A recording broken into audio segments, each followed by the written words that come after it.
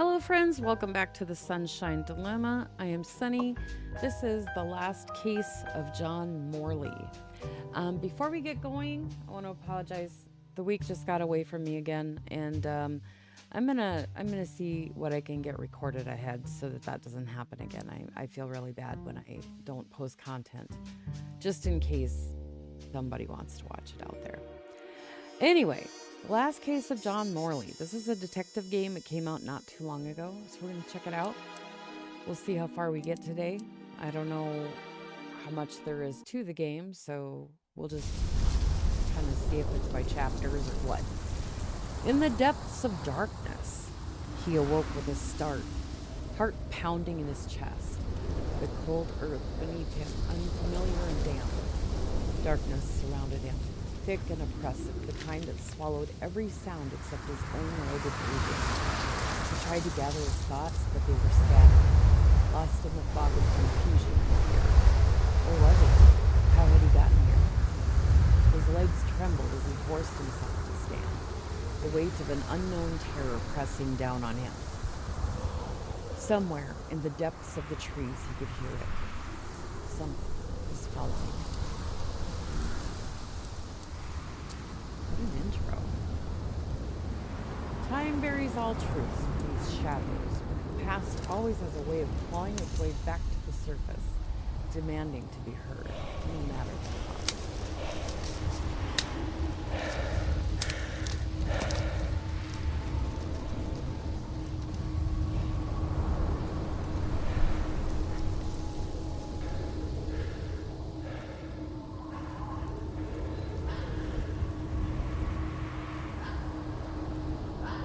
Where am I?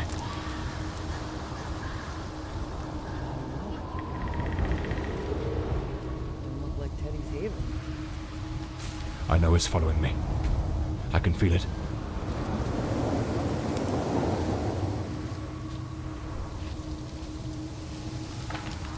Can we jump? No, not yet. Sprint?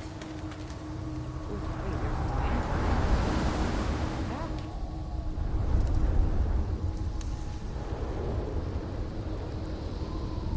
Pick it up. Nope.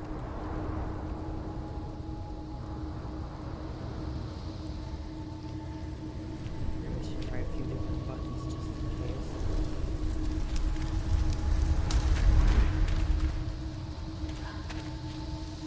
There's another one. Unless it's the same one and I turned it I on. shouldn't have taken such a risk.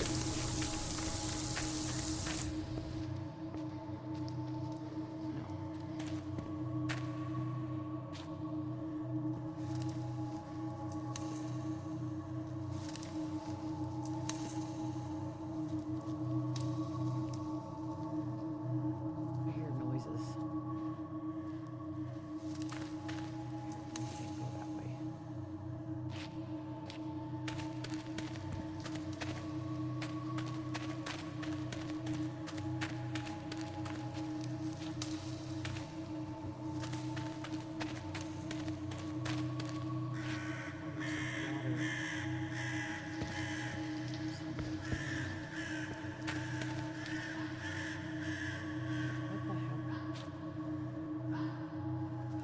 I keep thinking I see something behind me.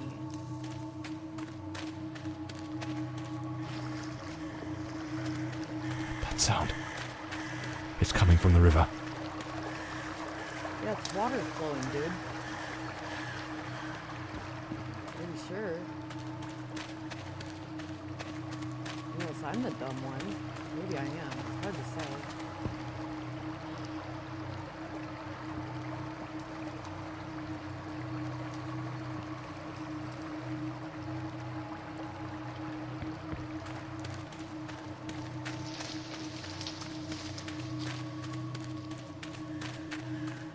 If it catches me, it will show no mercy. Oh my god. No pressure though. What is it?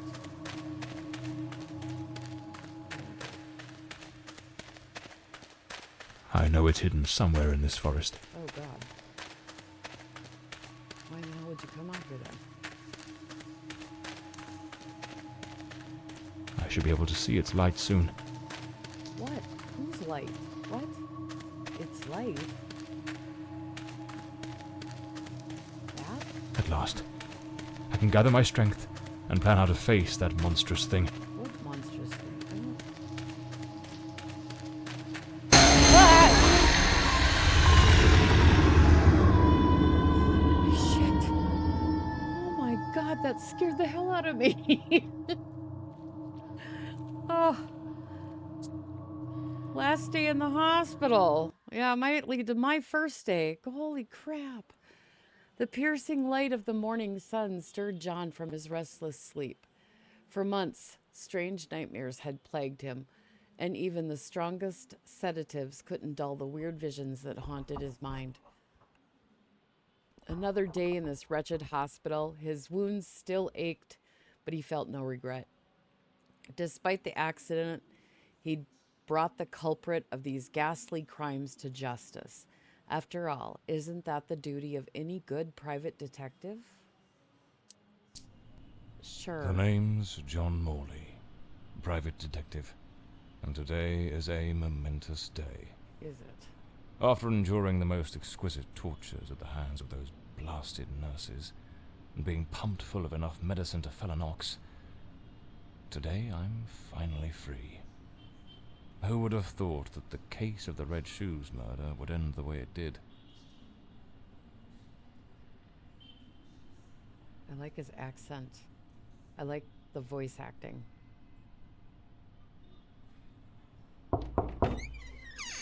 It appears you're awake at last. We had considerable difficulty rousing you earlier this morning, so I deemed it best to let you rest a while longer.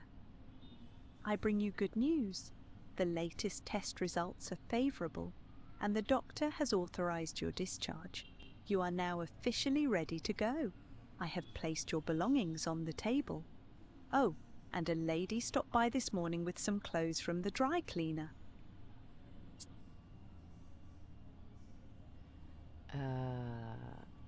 I've been having nightmares. The doctor has prescribed some medication that should help address any residual effects. This should assist in alleviating your nightmares. My belongings? I thought everything was already in the room. There are a few valuables and some coins we kept for safekeeping. They are in the box on the table. A woman brought my clothes from the dry cleaner. Was it Penny? I couldn't say. She arrived quite early, before my shift began. I've placed the garments in the wardrobe to keep them from getting wrinkled. So I'm better now. Yes, you are much improved. Both your physical and psychological assessments have been satisfactory, and there are no impediments to your returning to your normal life. Now, if you'll excuse me, I have other patients to attend to. I wish you all the best.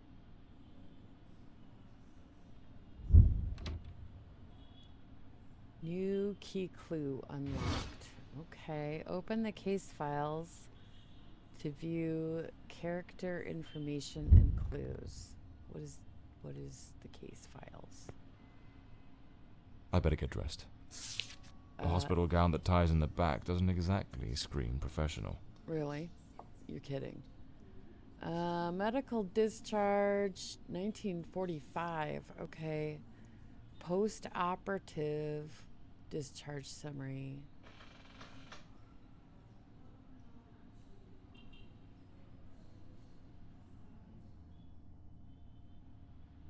What the hell is that noise?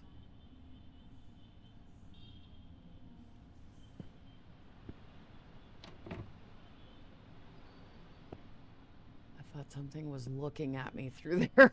Oh my god. I'm all paranoid now. And I tried... No, I didn't. Hold on.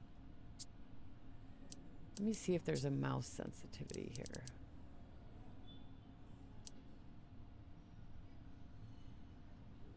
Video. Audio. No, it wouldn't be there. General? Xbox. Oh.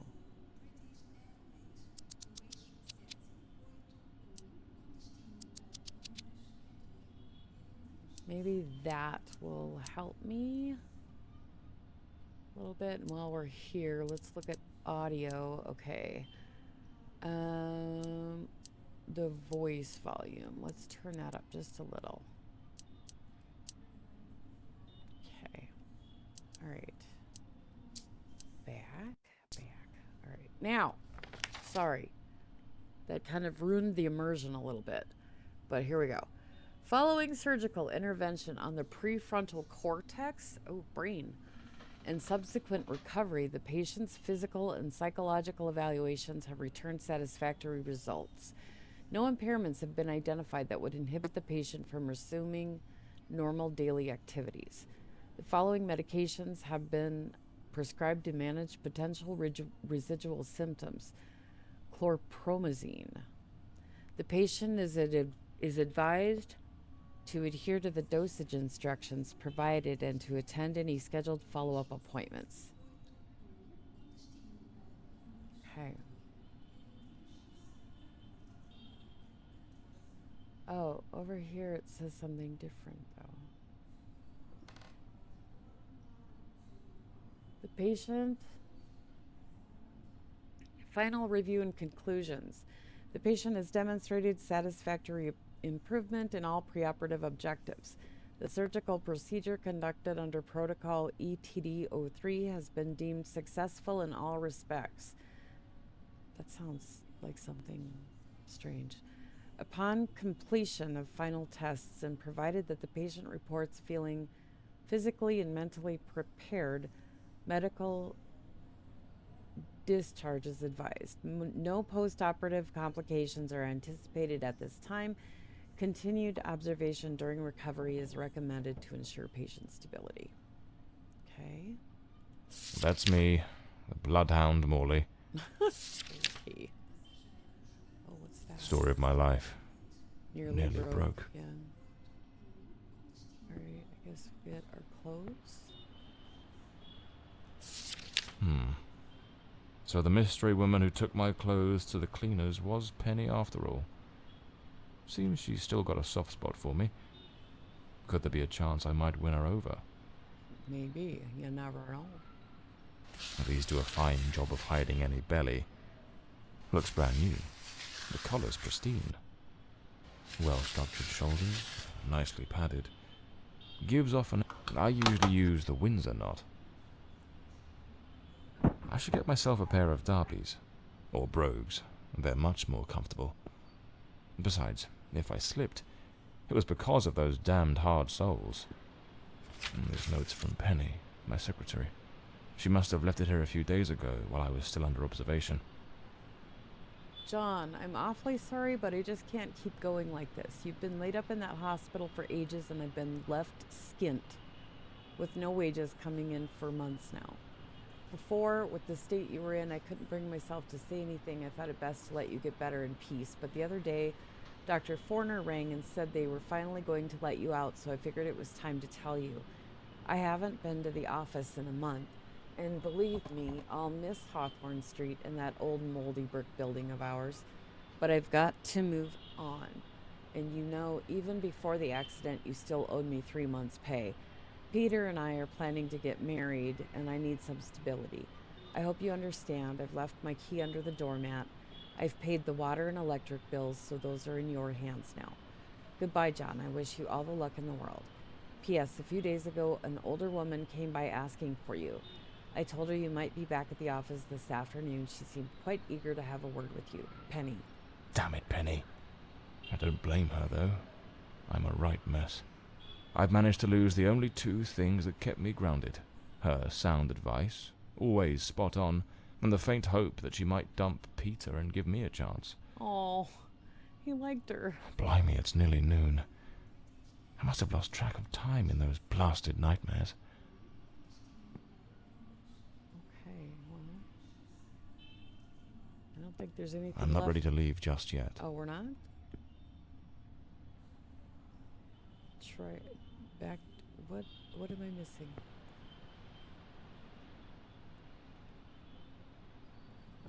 Blimey, what a fool I took onto that rain-soaked pavement. And to top it off, with that downpour, I ruined my best suit. But, well, that's all water under the bridge now, quite literally. Oh, this is the thing we read attached to this.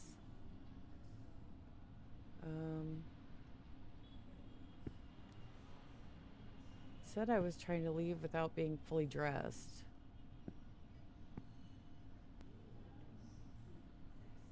I don't know what the hell I'm missing though.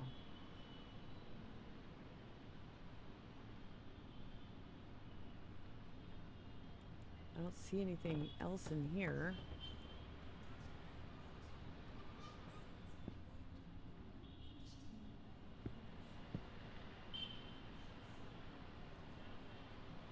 What else is there? I don't... Oh, maybe... Oh. Trench coat and fedora hat. Every detective's must have. Okay, gotcha. Alright. Rookie sleuth, investigate every corner of your hospital. Just like Penny says in her note, I might have a new client this afternoon. And with the way things are going, I can't afford to let that slip away.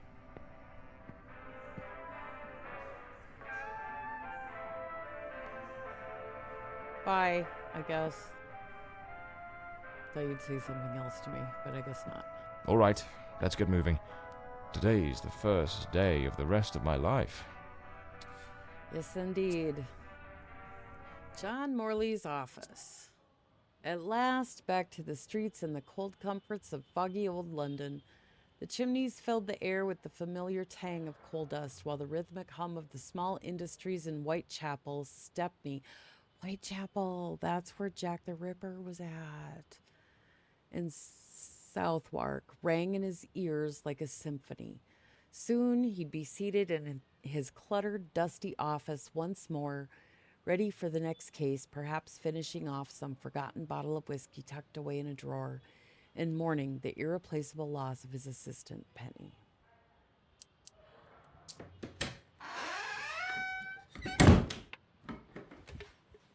Back again.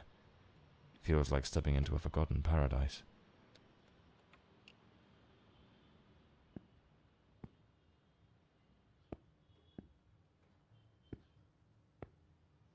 Everything has got that same old charm, and yet feels oddly new.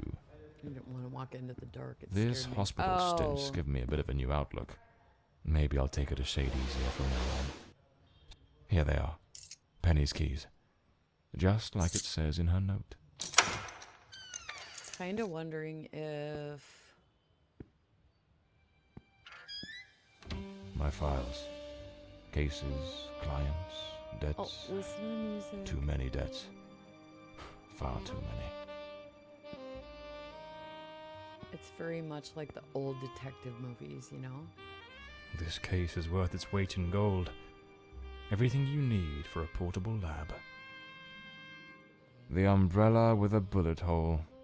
Souvenir from the marksman case. Nearly lost my hat on that one. Even the coppers missed it. The slant on the letter E. That's what gave away the typist in the black letters case. Oh. He's got a bunch of souvenirs from old cases. That's kind of fun and cool. This one's a favorite. The jealous lover solved everything with a few blows from an ashtray. Brutal, but effective.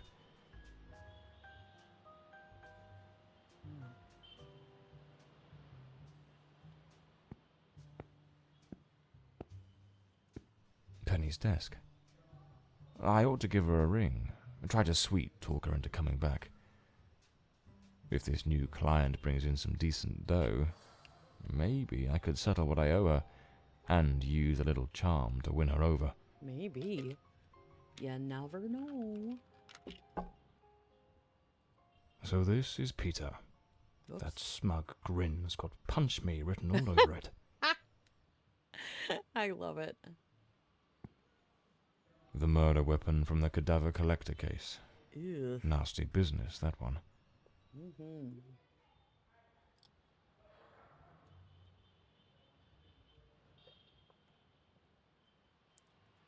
The case of the Red Shoes murder. One of the most complicated I've faced. Finally. Case closed. Is it though? Why are we here?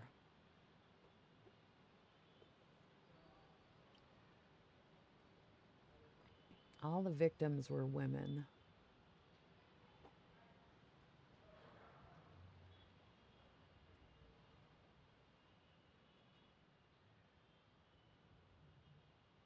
His territory was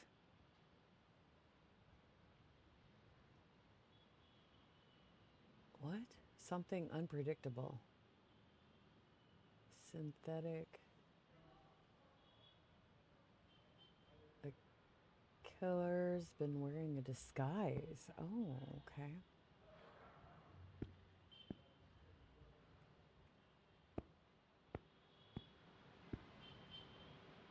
My desk, strangely tidy. Normally it's buried under papers, notes, bits of evidence. Penny must have wanted to leave everything spick and span before she walked out on me. Another one of my cards. But this one has my last name circled. Excuse me. I'm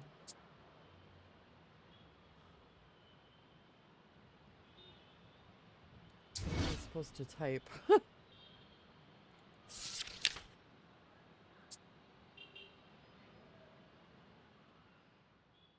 This type right here has the keys in all the weird places.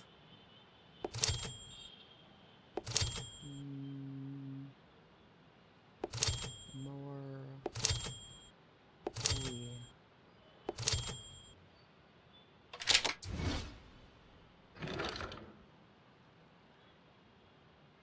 Oh, what did I do? The Scarlet Page. I trust Penny didn't go snooping through my things while I was away. Holy! Oh, my apologies, madam. I didn't hear you come in. I was a bit distracted. Good afternoon, Mr. Morley. I trust your assistant informed you of my visit as promised. My apologies. I was rather engrossed and didn't notice your arrival. To whom do I owe the honour of this meeting? Lady Margaret Fordside, the 4th Countess of Bloomsbury. Lady Margaret, could you tell me what brings you here today? How can I assist you? I shall endeavour to be as candid as possible. 20 years ago, when my daughter was just 18, she was brutally murdered. It happened at our family estate, Bloomsbury Manor. Someone slipped into the house unnoticed, and upon reaching her room, delivered 5 fatal stab wounds to her chest, lungs, and heart. The police, eager to close the case, hastily blamed and condemned 2 violent thieves who clearly had nothing to do with her death. The investigation was closed, and justice was never served. I am prepared to offer you £30,000 if you take on this case, and a further £30,000 if you can solve it and bring the true killer to light. Tell me, Mr. Morley. Yes, please. Will you accept this case? I understand your distress, Lady Fordside. But before I commit to anything, might I trouble you with a few questions? By all means, Mr. Morley. Ask whatever you must.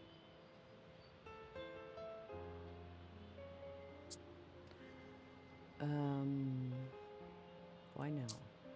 A case that's been cold for 20 years. You certainly don't make it easy for me, Lady Margaret. What made you decide to seek out a detective now? For over 2 decades, I've fought tirelessly to have the case reopened, to prove that the real murderer escaped justice. But all in vain. Neither solicitors nor well-meaning police friends, nor even journalists hungry for a dark story, have managed to uncover anything. Then one day, I read about your success in solving the case of the Red Shoes killer. Regrettably, I also learned of the unfortunate incident that left you hospitalized with grievous injuries. On the advice of your secretary, Miss Penny, I waited patiently for your recovery. And now, here I am. Okay. Tell me about the men the police arrested. Why are you so certain they weren't guilty? 2 days after the murder, the police arrested a pair of violent thieves who were terrorizing the county at the time. Though they swore their innocence in my daughter Elody's death, their criminal record completely undermined their defense. Seizing the opportunity, the police locked them away for their other crimes, and the case was closed. But what has always struck me as suspicious is that nothing was stolen on the night my Elody was killed. If those thieves were truly the culprits, why would they murder her and then leave without taking a single piece of silver? It doesn't add up, Mr. Morley.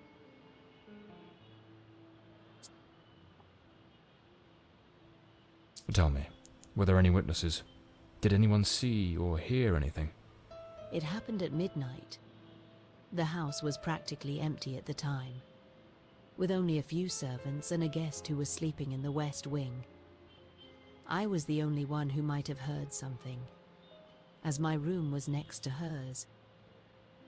Unfortunately, I had taken a sleeping draught and fell into a deep slumber.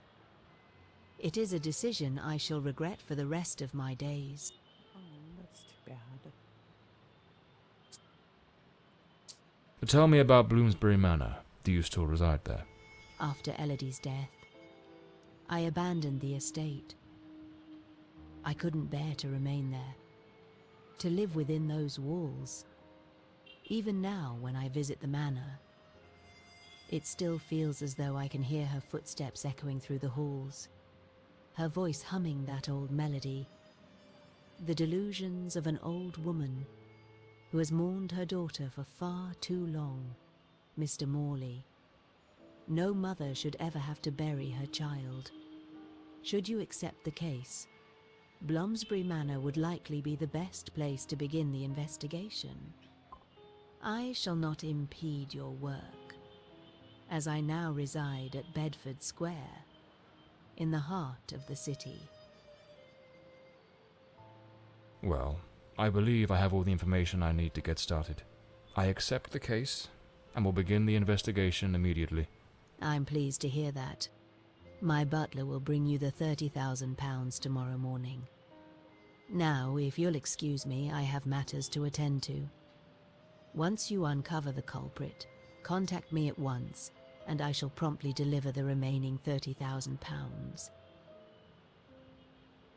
Please, Mr. Morley, unravel this harrowing mystery that has tormented me for so long. Oh, I hope I can. We're sure gonna give it a decent try. The old college try, as they say. Oh, look at the place. Shadows from the past. The visit from Countess Margaret Fordside was just what John needed. A case with all the right ingredients to stir his detective's instincts. An unsolved murder from 20 years ago, abandoned by the police in their incompetence, and a generous reward waiting at the end. What more could a man want on his first day back? The journey to Bloomsbury Manor passed without incident, though the rough, neglected road, ravaged by years of rain and wind, made for an uncomfortable ride. He arrived under the cover of night. The place was quiet, like the ruins of an old tomb, forgotten and forsaken.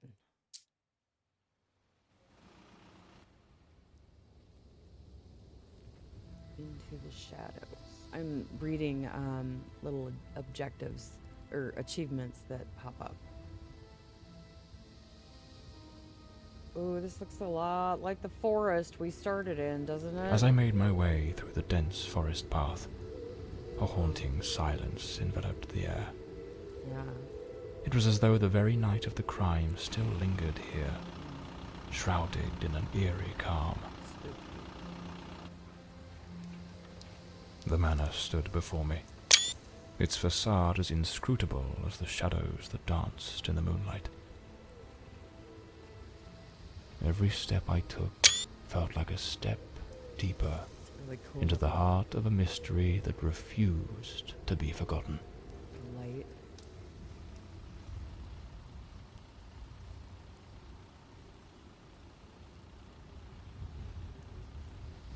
What's that up there?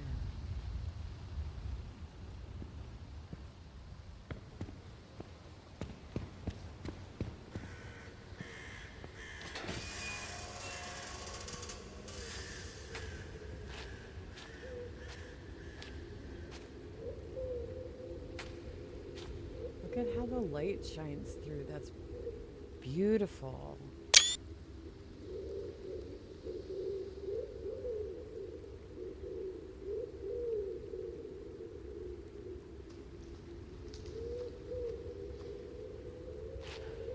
So, just for the record, I have not seen anyone playing this, so I don't know if you could have typed anything on that typewriter and had that drawer open up, or I don't think that was like any kind of a secret or anything, because then the lady was there right away, so.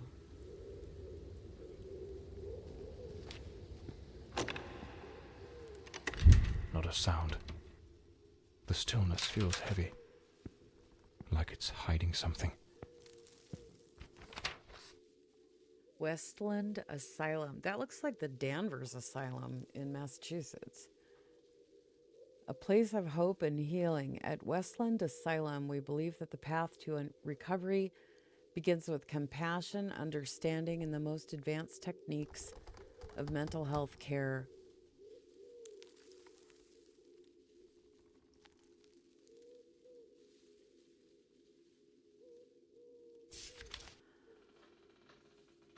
Our institution offers a tranquil... No. I think that's supposed to be tranquil haven for those...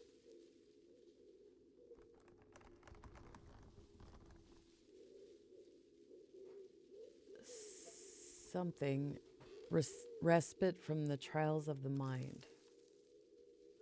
Oh, look at the reflection in the window.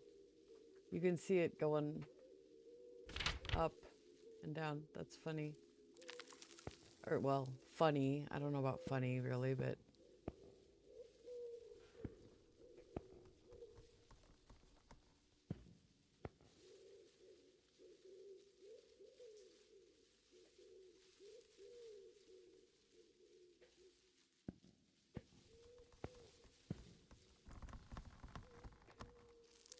Westland Society of Fine Arts. Wait, so why was there something about Westland Asylum? Was somebody crazy here? Or no? Well, that's mean. I'm sorry. I'm looking at it from the perspective of it being 1945, where they would think somebody was crazy, not that I would think somebody's crazy for being depressed or something. This was from 1923, so yeah, like 20 years ago. 'Cause it's 45 now. Your Ladyship, I write to you on behalf of the Westland Society of Fine Arts regarding the exhibition currently on display at our gallery, which features several works by your daughter, Miss Elody Fordside. While we fully appreciate the remarkable talent and artistry evident in her work, it is with great regret that we must inform you of a matter of concern. Several of the Society's patrons, particularly among the more sensitive members of our community, have found Miss Fortside's paintings to be of a highly disturbing nature.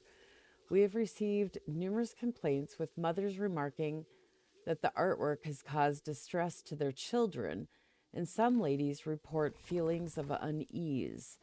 There is a growing sentiment that the pieces are unsuitable for public exhibition, particularly in a space frequented by young and impressionable minds. It is with the utmost respect and consideration that we kindly request your Ladyship to arrange for the removal of Miss Fortside's paintings from the current display. We understand that this may cause disappointment, but we feel it is necessary to preserve the decorum and sensibilities of our gallery's visitors. We would be honored to work with you in finding a more appropriate venue to exhibit Miss Fortside's art, where her unique vision can be appreciated by a more discerning and prepared audience. We trust you will understand our position in this delicate matter, and we look forward to hearing from you at your earliest convenience. With the deepest respect, yours faithfully, Sir Arthur Wellesley. It seems Elody had a passion for art, but her style wasn't exactly well received. Disturbing from the looks of it. Is that... Why am I stuck here? There we go. Is this the door? No, that's not the door where I came in. That must be. The door's chained up with a padlock. Oh, Looks like I'll need to find the key. yeah, I guess so. I didn't see that before. I guess we'll go this way then. A blue moon. Fitting for a place haunted by its own secrets.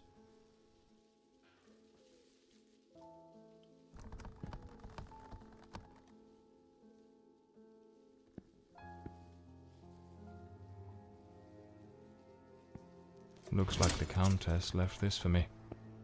It could be useful for getting around the place. Okay.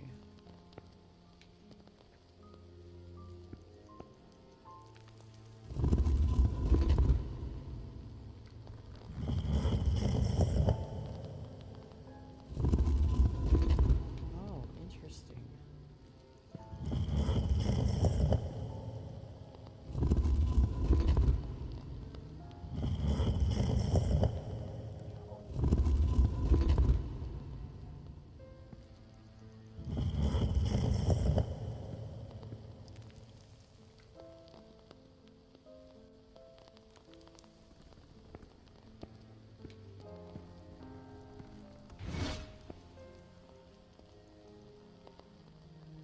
Follow the trail of green lights to investigate past experiences or past events.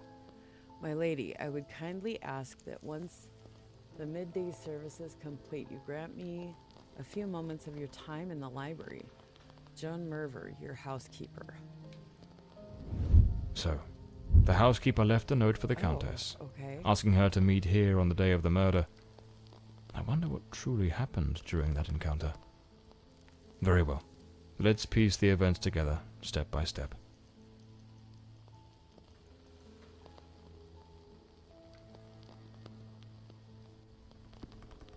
Do I go over here? Looks like someone arranged tea in the library that day. The housekeeper's cup is still here. Tea spilled across the table. She never got to drink it. How does he know that's the housekeeper's cup? 2 chairs. One of them knocked over. An empty envelope. Did the housekeeper hand the Countess a letter? Lipstick stains. Same shade the Countess wore when she visited my that's how office. he knows. It seems they met here. But something went wrong during the conversation. I am very angry. After all these years of service, this is how you repay me? Walking away like this? I'm sorry, madam, but the situation has become unbearable. My bags are already packed. How would you know that's what transpired? Elody in blue.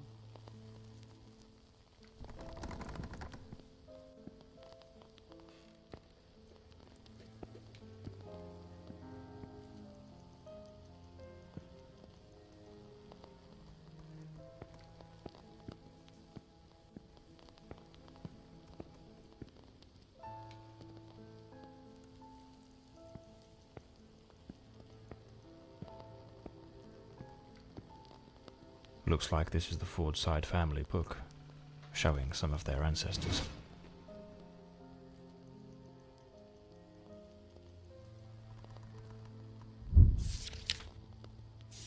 Oh, I see. Okay. Sir Elody Fordside, astronomer and romantic. Why does she have a wound on her cheek? Oh, scar on her cheek. Hands hardened by the iron and mud of balaclava. Amid the roar of the Crimean cannons, her silver medical kit.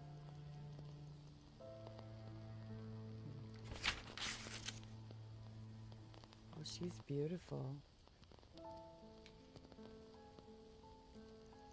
A pianist with ethereal hands and a drowned heart.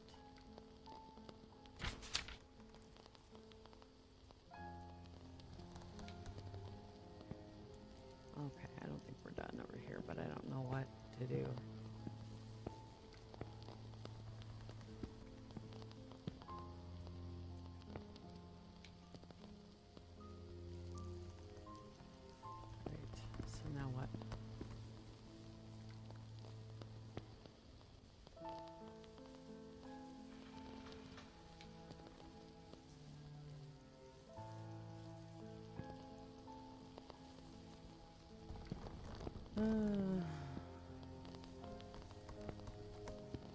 Oh, up here. Oopsie. The Countess threw the housekeeper out in a fit of rage. In her haste, the housekeeper forgot one of her bags. What was it that unsettled the housekeeper enough to abandon her post so suddenly?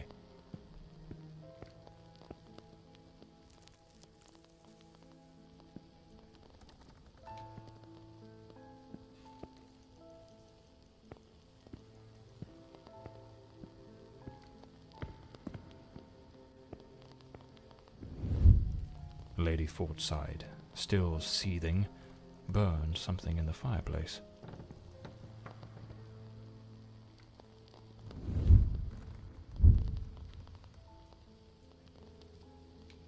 New key clue unlocked. Okay, so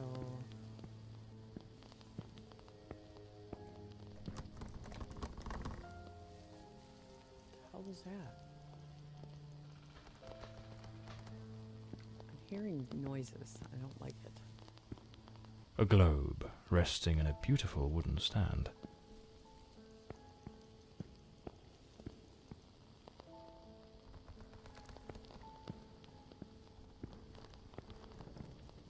The lock has been concealed.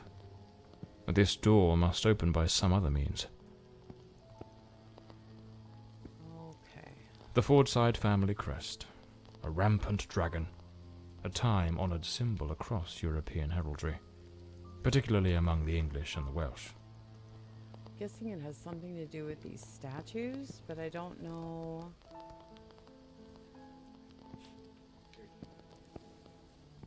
Oh, that's awful looking.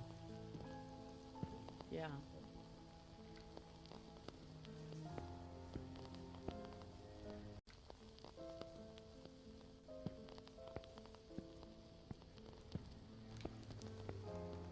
Okay, it's something to do with these statues. What if we...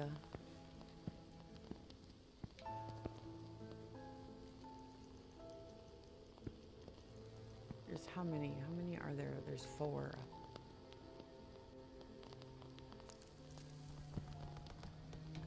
What if we make them all look at the door?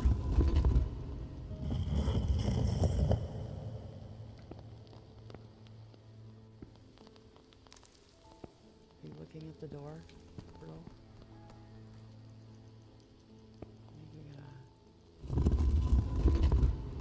Maybe one more.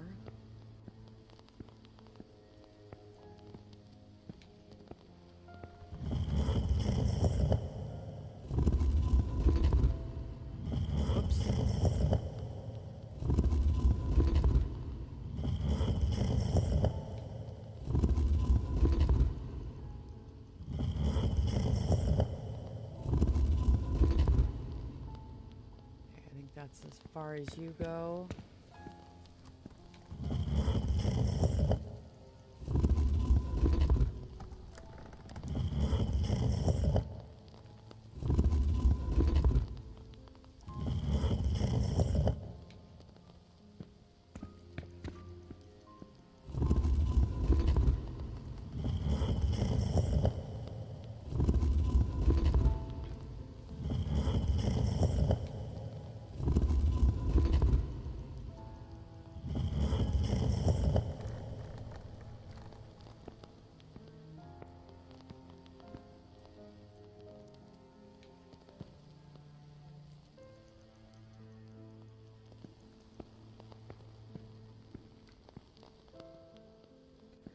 So no, that didn't work.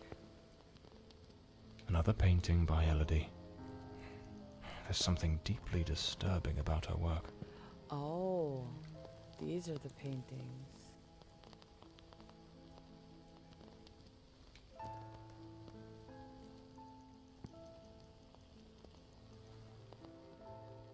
My lady, I have reached a decision, though it weighs heavily upon my heart, to sever the ties that have long bound me to this household. Since the reign of King William IV, my family has served Bloomsbury with unwavering loyalty and steadfastness. marked by discretion and a faithful execution of our duties. However, there are limits to all things, and of late this house has been frequented by certain individuals whose presence is wholly at odds with the principles to which my lineage is so devoted. It is no coincidence that our family motto is Oblitus, signifying something offered or consecrated. We are vassals of an ideal, the custodians of the most deep-rooted traditions, and the bastions of the eternal values of our nation. This house has forsaken all of this, and you well know the reasons why. Please do not concern yourself. I too understand why you have allowed this. Rest assured, I do not judge you harshly, just as I hope you will understand my reasons.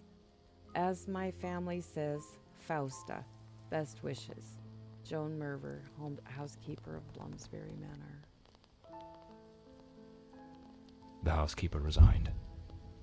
Seems something, or someone, troubled her greatly. Yeah. Enough to break the long-standing family tradition tying her to this place.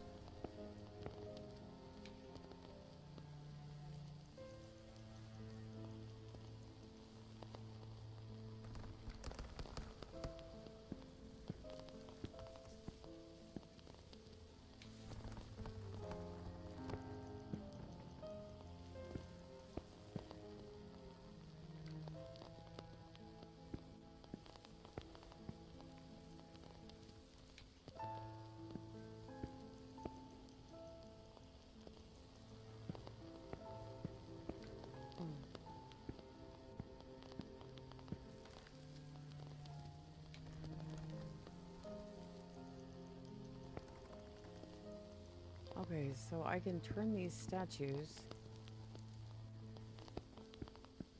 That's a door too.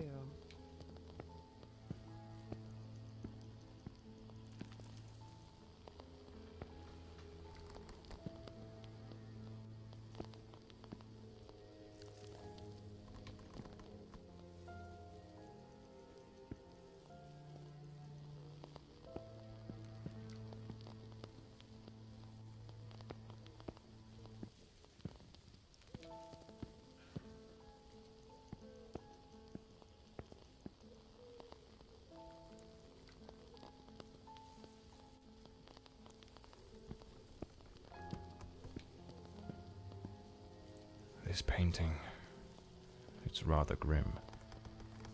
There's something deeply unsettling about it. Almost like it carries a shadow of its own.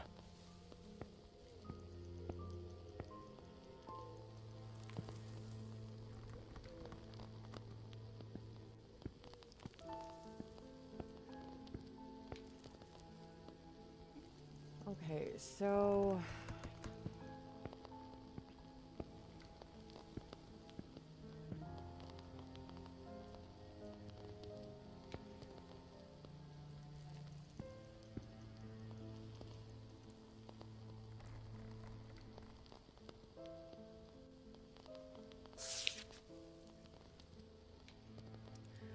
an astronomer and a romantic who saw in the stars metaphors for his loneliness. In 1842, during a total eclipse, he swore that the diamond ring around the moon was the spirit of his wife Eleanor, who had died giving birth. From that moment on, his telescope never ceased to aim at the sun, seeking to capture that eternal moment.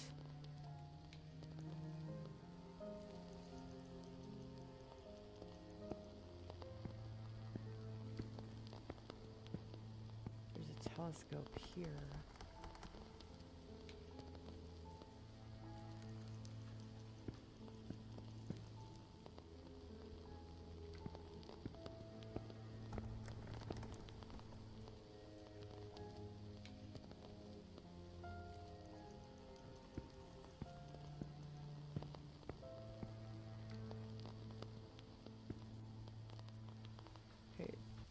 Does this look like this guy? Sir Elody Fordside. So maybe he...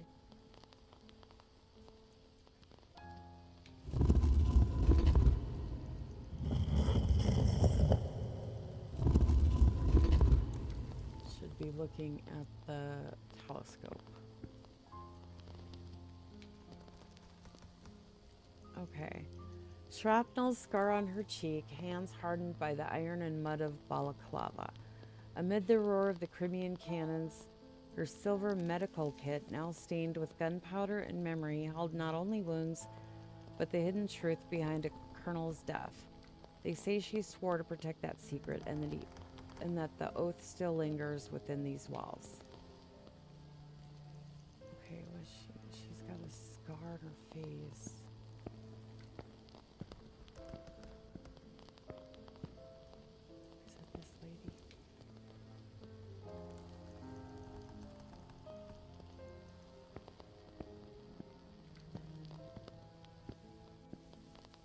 Is it this lady? Is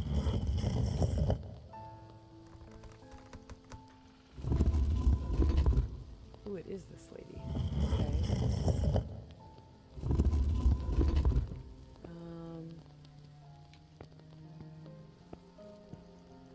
So I'm thinking about this. It's maybe how pointed at her medical bag.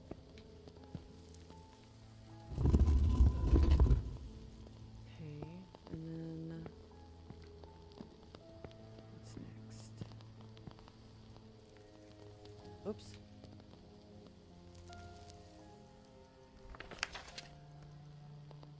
Lord Cedric Fordside, a man with a prominent nose and a wandering soul whose steps traced paths where only blank maps had once lain.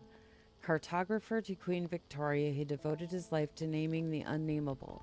Jungles that swallowed expeditions, rivers that erased borders, and villages whose names only he remembered. His globe, now cracked by time and the salt of 1,000 seas, bears between its meridians the scars of a man who preferred to get lost rather than return.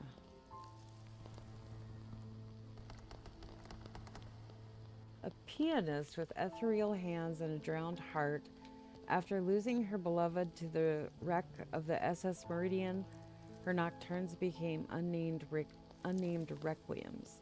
Her final composition, Elegy in Blue, rests on the ebony music stand in the library. Its notes sketch waves that never kiss the shore, and its pauses echo the silence of a ring never given. Okay, so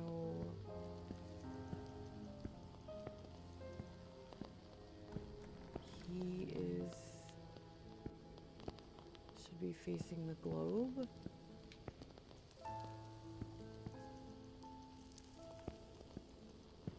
Is he though?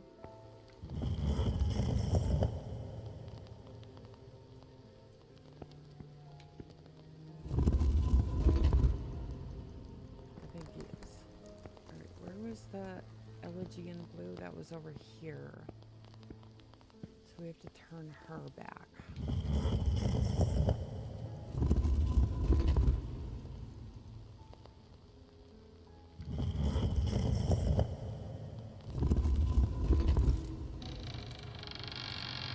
Ah, look at that! I figured out a thing! Ugh. That was terrible. Terribly squeaky, This must have though. been some sort of private study for the Countess. How do I... Did my lantern go out? There we go. Okay. Lady Margaret and a young woman. I suppose it's Elody. Probably. They look happy. It was undoubtedly a better time. I am writing to you as the attending physician of Ward 2 to provide an update on your daughter Elody's progress. It is with great pleasure that I report her notable improvement. Elody now confides that she no longer experiences dark thoughts. Most importantly, the nightmares have subsided and she has begun to communicate more amicably with her fellow patients, a crucial step in her recovery. Elody has also asked me to relay a request. She would like you to bring her amber necklace when you visit this Sunday. I will keep you informed of her progress. Elody was committed to a psychiatric facility. But she supposedly recovered from whatever ailed her. An old pocket watch. It probably belonged to Lord Fordside. A British passport.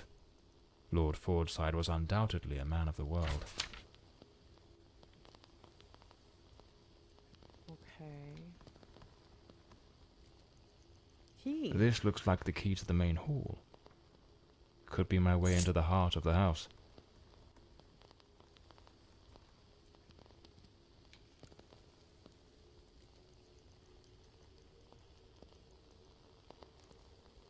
That was her husband. Okay.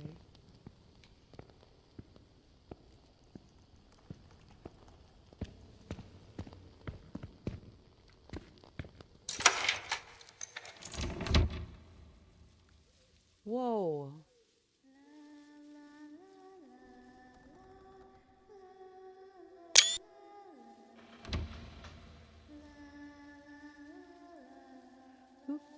Who was here lighting candles? There ain't no candle that would burn for 20 years.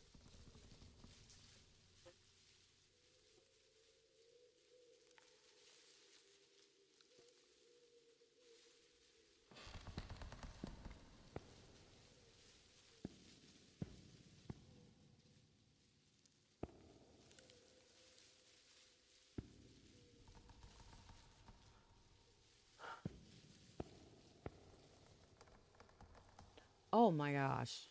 Here lies Elody. Rest eternally, beloved daughter, beneath the tree that once watched you grow. So this is where Elody is buried. Oh, that's wild. Okay. This door is locked as well. Good grief. If the Countess wanted me to investigate, why didn't she leave the doors open? Yeah, right? Gargoyles. Oh, that one's... No, their wings are both up. Never mind. Cool. Layers of dried oil paint, left untouched for 20 years. It's as if time stopped the moment Elody laid down her brush. Feels like the room's holding its breath, waiting for something to stir.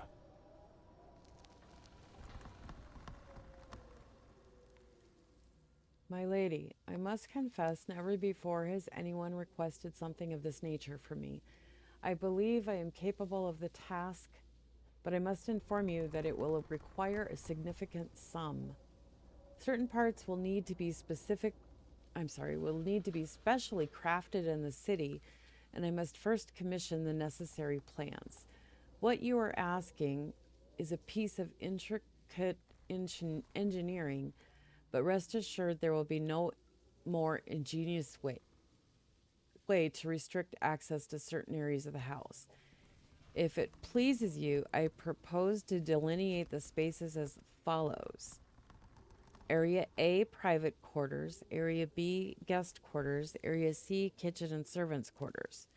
I have provided a sample mechanism for Area C adhering to your original concept.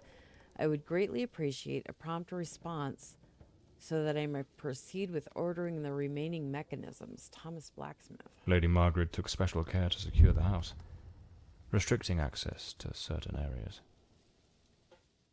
Looks like some sort of clue. Trace the tree's journey from birth to decay. Trace the tree's journey from birth to decay. Follow the path of the artist in a thoughtful display. Arrange the 4 stages and the door will obey. Unlock the path ahead as art lights your way.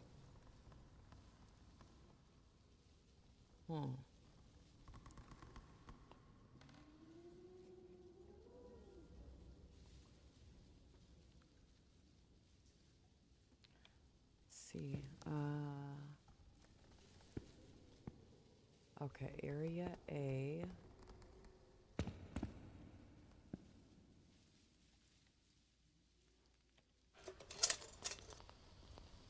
Area B. Oh. Okay, say it again.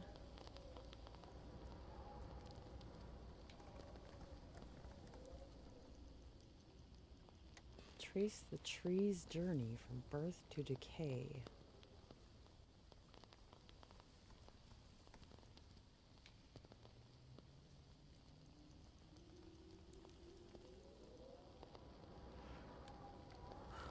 Okay, this is gonna be...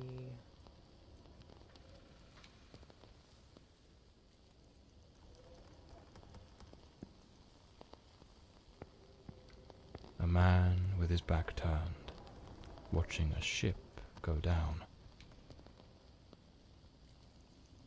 This door appears to lead out to the back garden, locked with a padlock.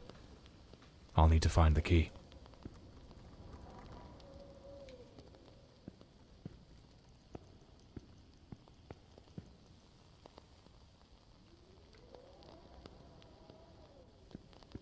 I can't click on that one, even though there's a thing there. That doesn't make any sense.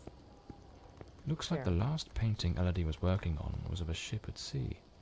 The whole gallery is filled with maritime references. She seemed quite obsessed with it. A grand ship on the open sea. Huh.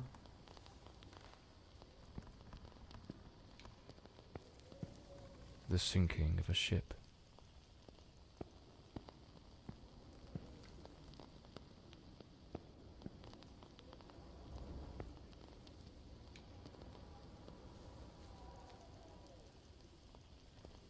Hmm.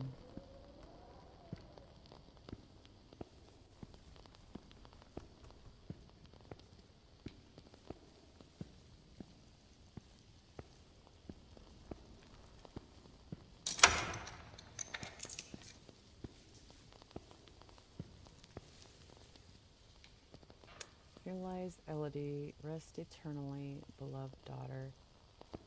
Okay.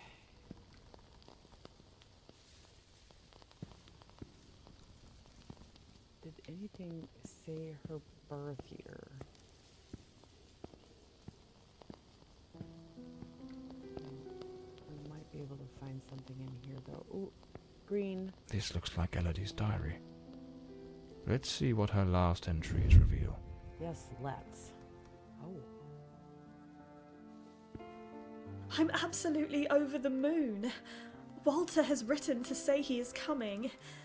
I met him at the Western Sanatorium, and we have grown so very close. He was there recovering from the trauma of a shipwreck, where Oh. he tragically lost his companions. By sheer luck, he was rescued, but not before spending an entire year on an island living amongst the natives. He truly is an adventurer.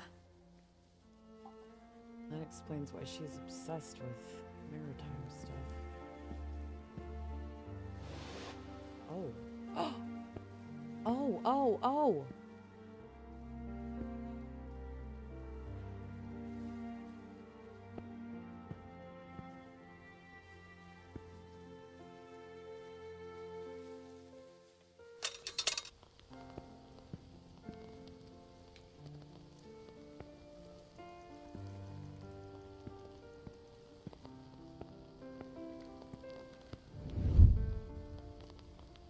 I'm so happy.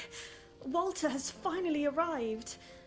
I must admit, I am utterly captivated by him. I invited him to visit, and he gave me his word he wouldn't fail to come as soon as he was able to leave. And now he's finally here. I can scarcely contain my joy. It feels as though all the darkness has faded away.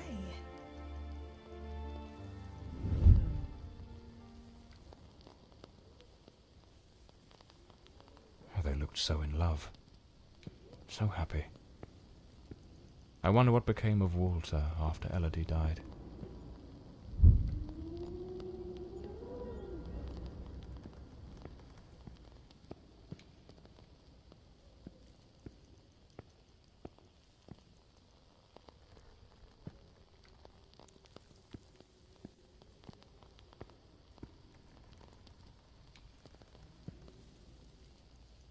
those poor souls.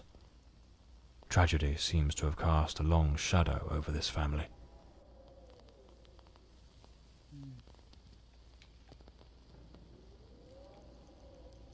Why am I stuck again?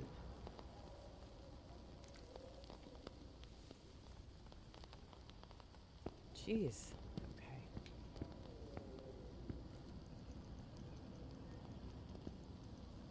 Okay, so... Oh my, look at that.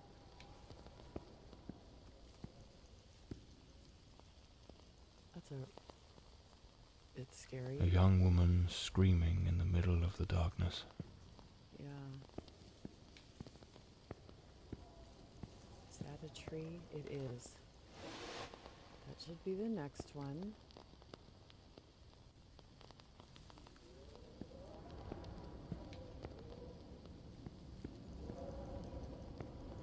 Okay, and then I think it's this one. And then this one.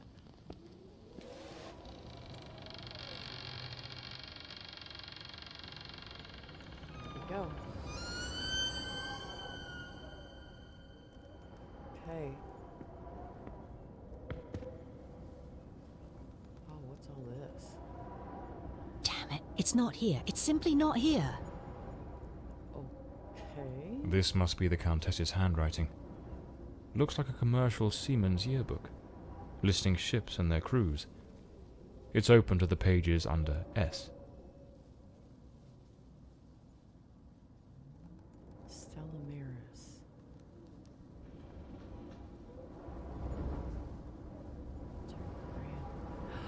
Did she find out that he lied?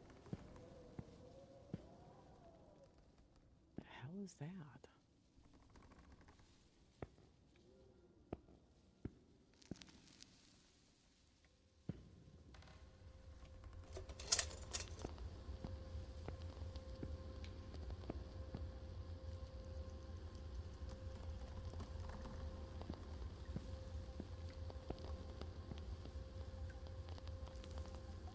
Look at the old-timey sewing machine. Ooh. A boarded up door. The access to the servants' quarters appears to be blocked for some reason. I need a crowbar. There it Something is. definitely happened here. Was it a struggle? These broken chairs.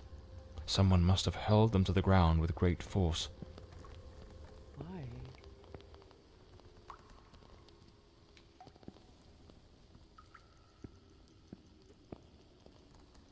It looks like this vase was shattered.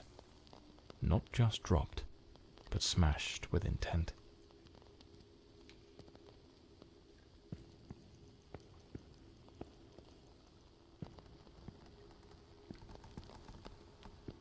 Some of these tools have been bent, likely trampled over. A silver knife is missing, and it's nowhere to be found. She was stabbed. Likely taken by the same person who caused all this destruction.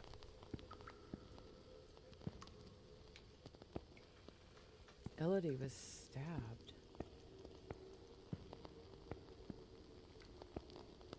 I can't get through here.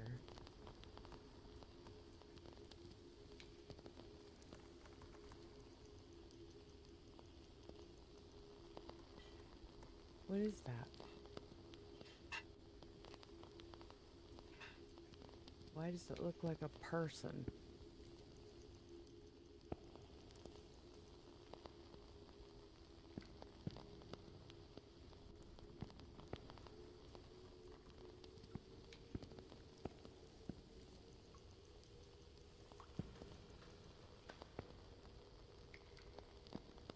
I'm a little nervous it's gonna move. All right.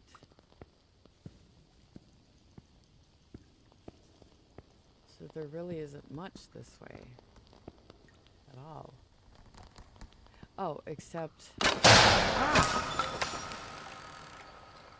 Why did Looks it like have the to be done crowbar like is that? broken.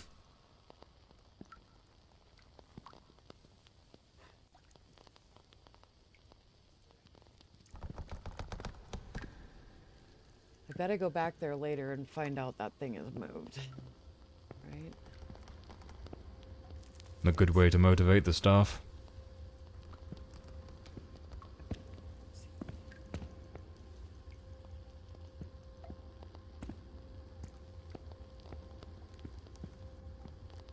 Go down here.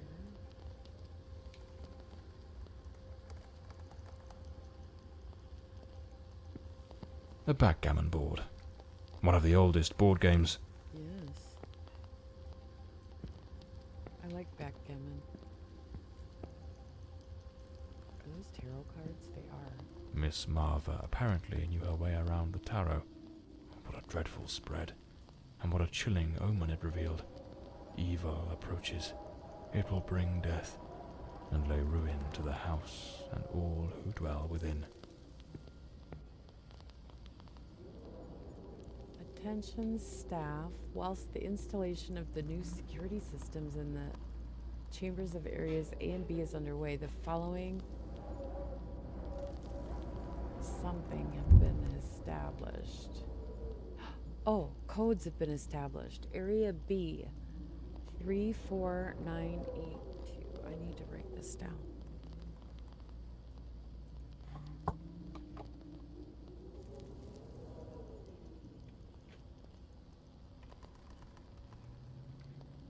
Area B,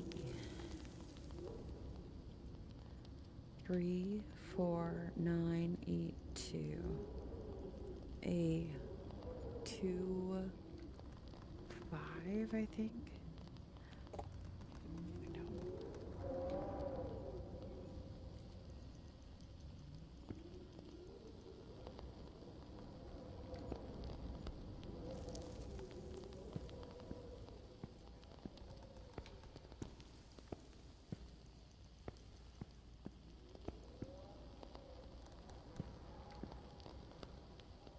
Oh, wow. Dear Mother, I wish I could tell you that all is well and that I am happy here at the Countess's household. Mrs. Merwer, the housekeeper, whatever her name is, takes good care of me. Lady Margaret sees no one but her daughter. According to Mrs. Merwer, she fears some kind of relapse in manner is falling apart day by day. But the worst of it, Mother, is that man, that dark. He lurks in the shadowy corners of the house when I am cleaning or carrying out my tasks and throws himself at me. He is incredibly strong. His great hands seize me and I feel completely helpless. At night, I am afraid to go to the lavatory. There in the dim solitude, I feel watched by something wicked, and a deep spectral breathing leaves me frozen with fear. Only Mrs. Merwer has listened to me. I believe she too understands that this man is great danger, one that will sooner or later bring about a tragedy. She and I are exhausted. Yours affectionately.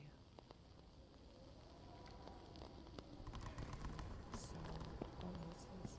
A doll pierced with an awl. A warning? Ooh.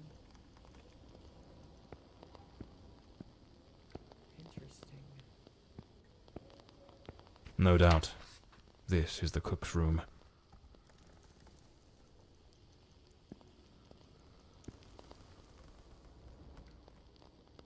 What's it say?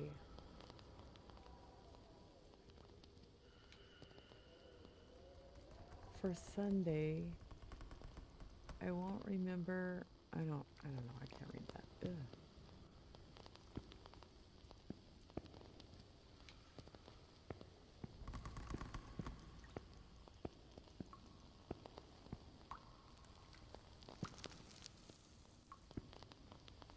Lady Margaret, after the death of her daughter, dismissed the staff and left the mansion. Yeah. By order of Lady Fordside, following the funeral of her beloved daughter Elody, you are kindly requested to proceed to the main hall of the estate, where you shall each receive a payment equal to 3 months' wages.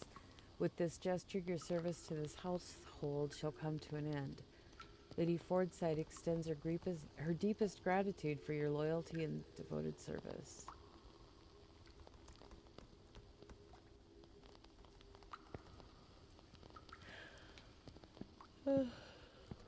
Oh, sorry.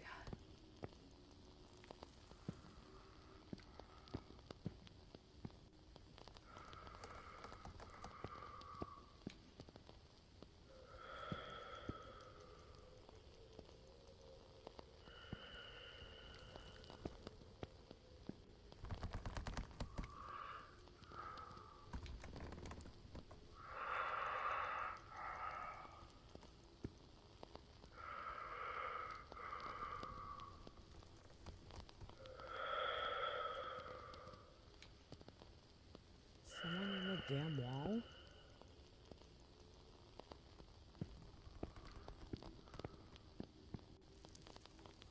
A pair of blood-stained scissors stuck in the sink basin. Oh. Deeply unsettling.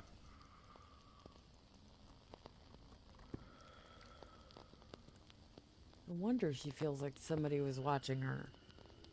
Somebody in the damn wall, probably.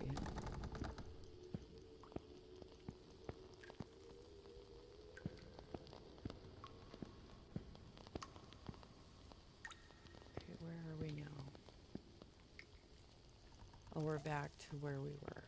Okay. Is there someone else in the house?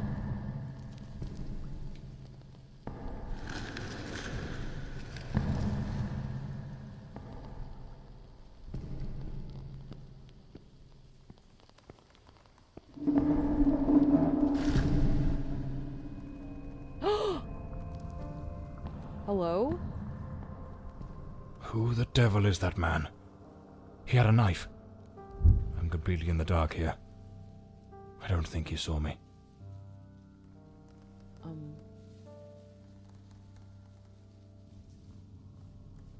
do I do?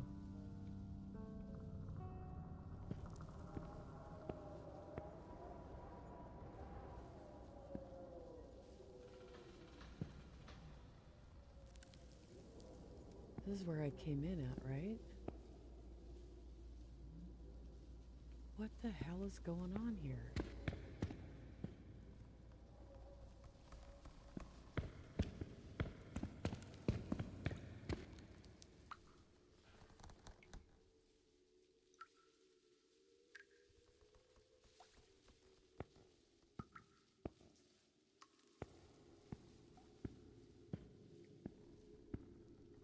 Hello?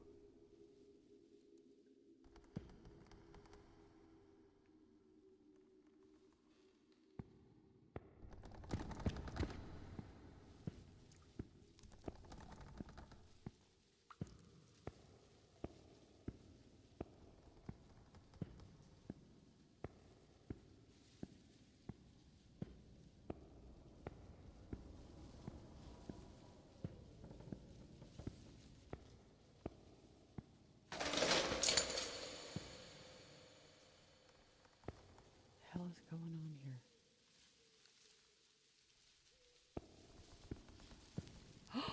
The door is open now.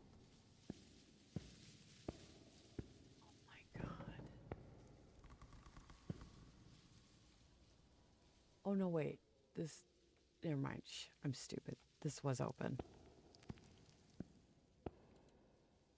Okay, this is gonna be.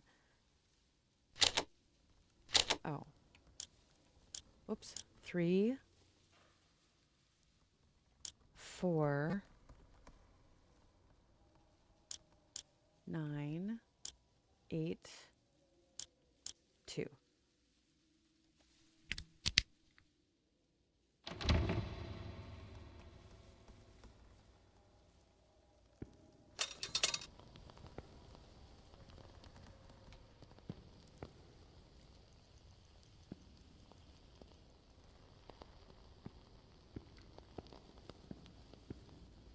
Another boarded up door. The question is, was it sealed before the murder? And why?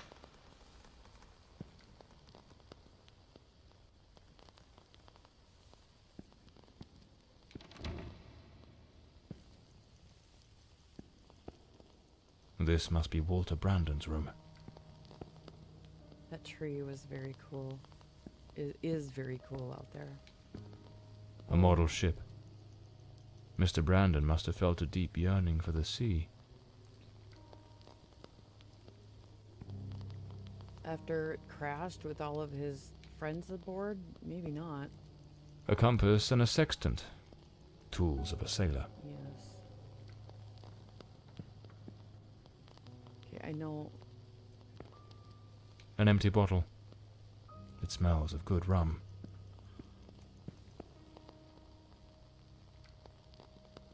Why is there handprint there?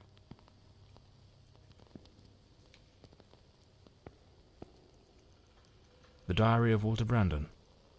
Perhaps it holds some clues about who he was, and what his involvement in this case might be.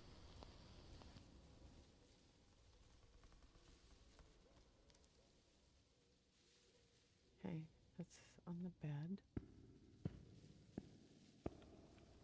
Kind of don't want my back to the door though. I am terrified that man has found me. I fear something dreadful is about to happen.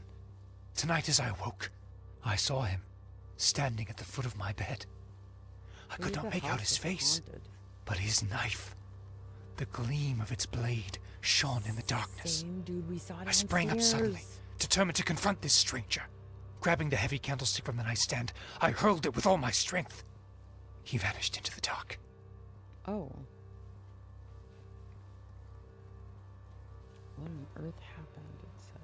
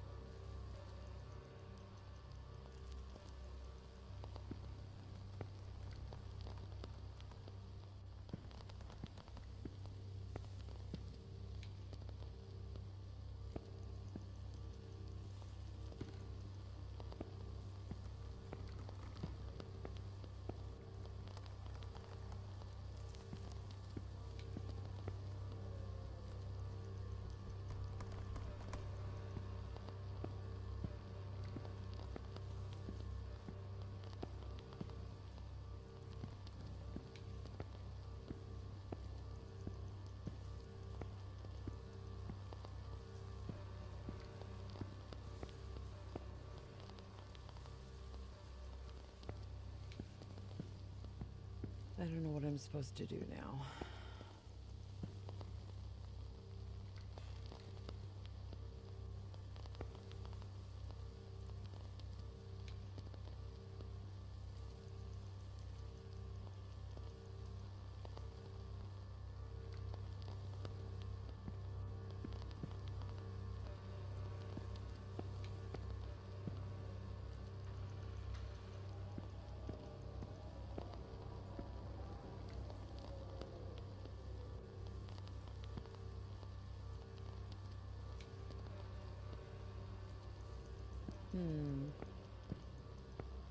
Oh, here we go. Oh my God. Coming here was a grave mistake. He has followed me, watching and lurking in dark corners, waiting to surprise me. I dare not tell Elody. she would think the one thing I dread most for her to believe. They spelled I see Elody him wrong again from there. the window, watching me. His long hair and beard obscure his face, and he still holds that knife. He means to kill me.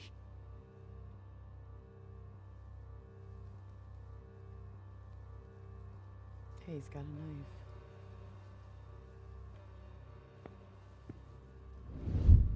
I am losing my faculties. It is best I return to the ship. Everyone seems to be conspiring against me.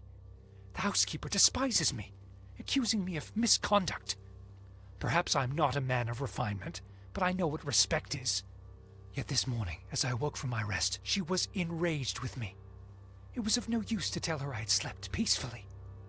An external maid who comes to clean was crying and accusing me of having approached her in an unseemly manner. Oh. I would never do such a thing. I am a sailor, a man of the world. I know how to conduct myself.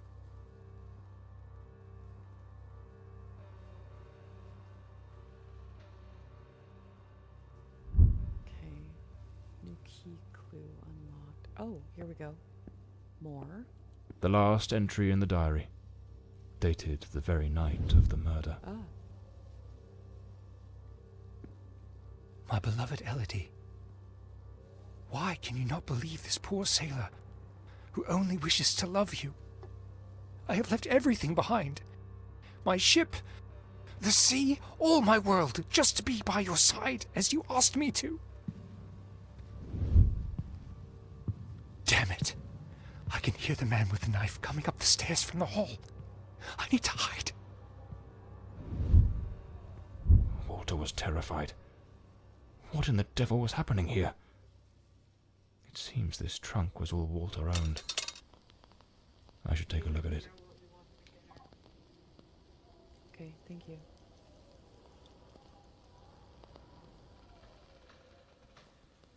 What is... A photograph of Elody. Yeah. No doubt Walter cared for her deeply. Okay. Seems I'm not the only one with a fondness for hats. Yeah.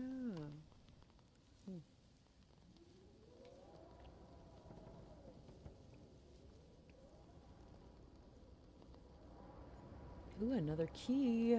Looks like the key to the back garden. Okay. I better head back to the staircase gallery. Pretty sure I saw a door to the outside there. That guy's gonna be out here again, isn't he?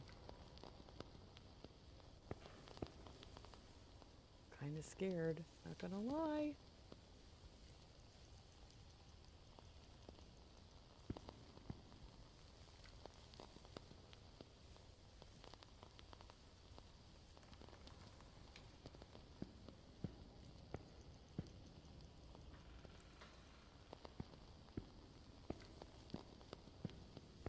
That was here, right? I believe?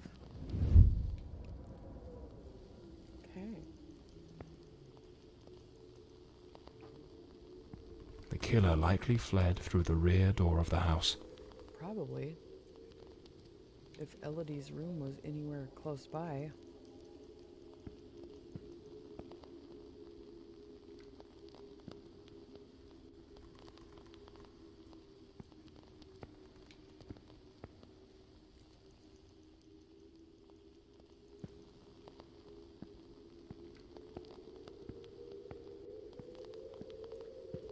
Please don't be a cemetery. Well, if it was, I guess she wouldn't be buried in the house under a tree.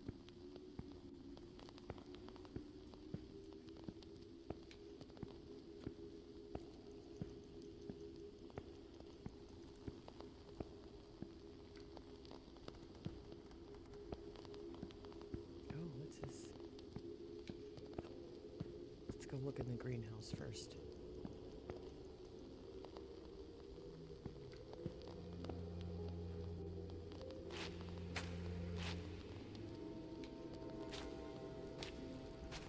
I see footprints. Oh. A filthy coat, soaked in some kind of blackened, hardened liquid, aged over time. It's clear that the man who killed Elody discarded his blood-stained clothing during his escape. This ought to do the trick for that boarded up room upstairs, just by Walter Brandon's room. Yeah.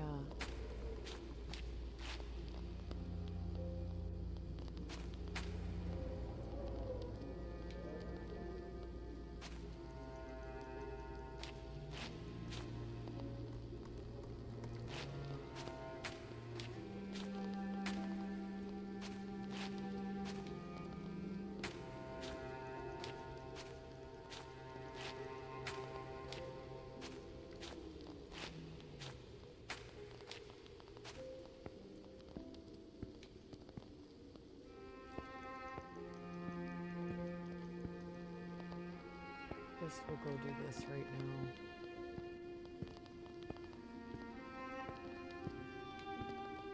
now. At that old fountain in the garden, now little more than a basin of stagnant water, one can still make out the faint impressions of bloodied hands.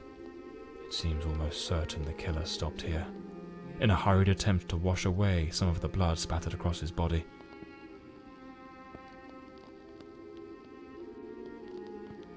Oh, that's all it wanted? It wasn't going to show me a memory or anything?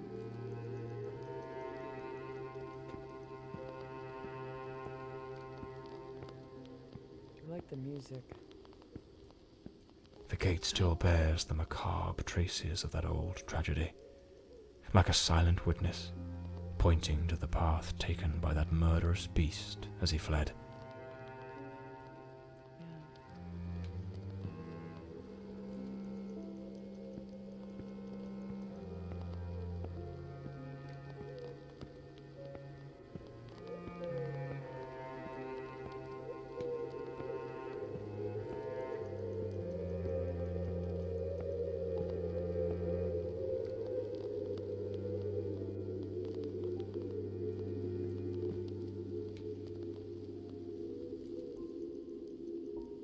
No, I can't climb that.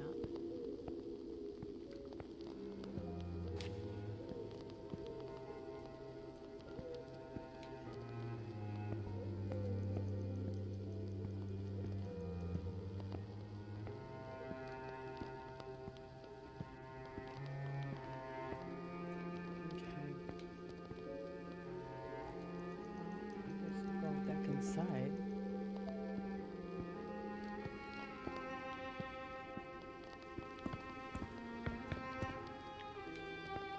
Can I go down here?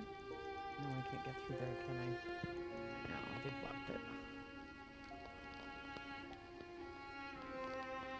Okay.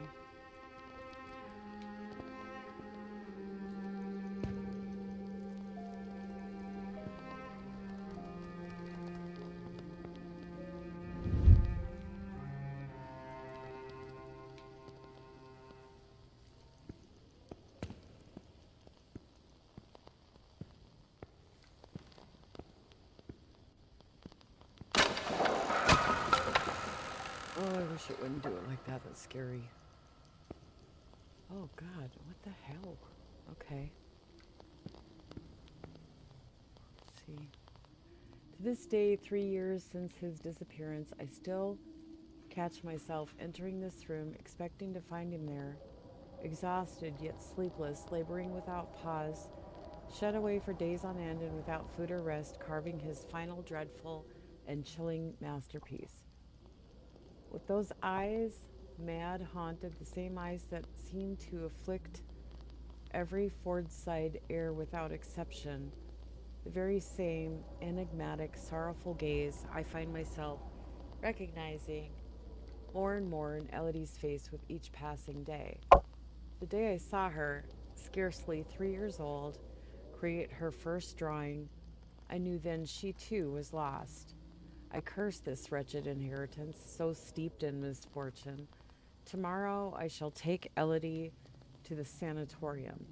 With therapy in a controlled environment, perhaps then she might begin to improve. I shall not allow the Fordside legacy to take Elody from me as well. Oh, 25741. I bet that's the area A number.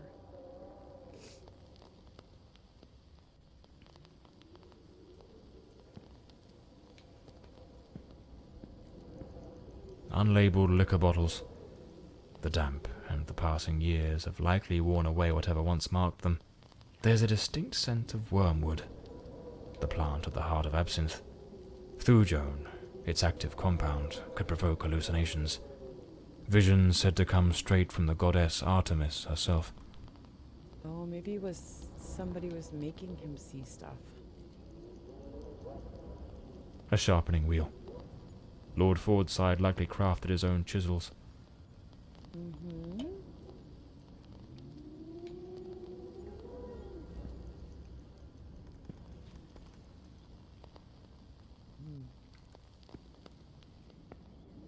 Lord Fordside was a gifted artist, no doubt, but his work betrayed a dark and tormented soul. This unfinished fallen angel stirs in me a curious sense of unease, almost repulsion.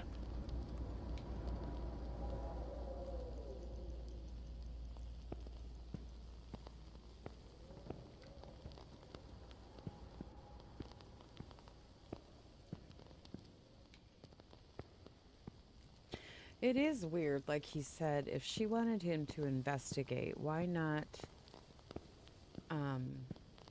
leave everything unlocked, you know? Oops. 2, 5,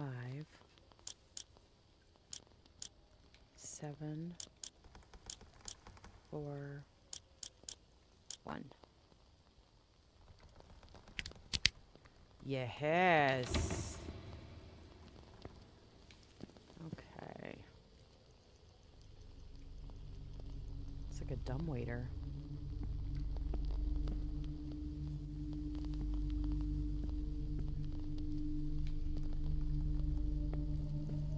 The door is locked. I'll need to find the key. There's also blood around the door. Ah. Oh my god. Him again. Who the bloody hell are you?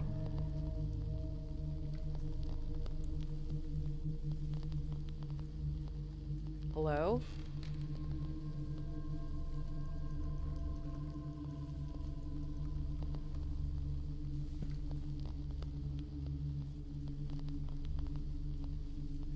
Should I go down there?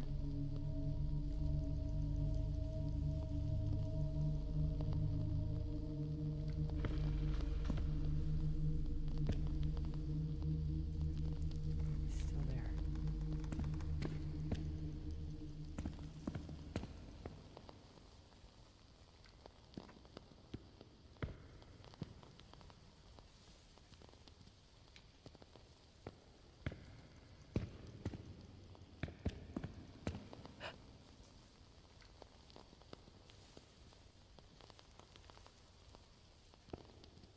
There's a ghost in this house, man. This room looks like it belongs to a woman. I should finish gathering all the clues from the Countess's room before exploring other parts of the house.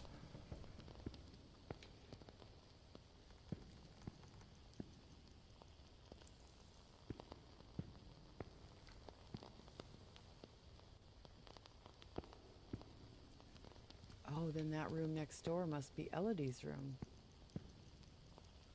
Seems Lady Margaret was reading in the chair that evening. The book's still open, right where she left it. It's a damn fine bottle of wine. No one in their right mind would open a vintage like this and leave it abandoned, unless something rather urgent interrupted the evening. What's this? More keys. Are these keys I need? This is a nightmare. Oh. I am deeply concerned for Elody.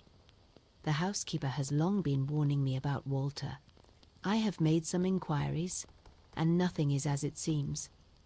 Elody remains blissfully happy with him in the house. I am at my wit's end. Elody is misspelled. Since her return from the sanatorium, she has been positively radiant, a true beacon of light. They go out together and seem to have a splendid time. He appears very close to her. This is in stark contrast to the picture painted by the housekeeper, which is a complete contradiction.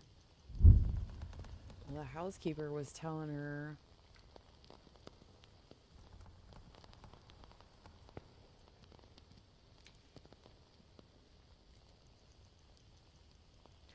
telling her stories about him hitting on the Last other night I lady. heard him scream. He seemed to be in the throes of a panic attack. I approached on tiptoe to the guest quarters, and then suddenly I was struck with terror. An insane, maniacal laughter echoed through the night. It did not sound like him. The following morning, Walter and Elody went out to sail on the pond. Everything appeared normal, and he was the most charming he has ever been. Okay. Oh, shit. She scared me.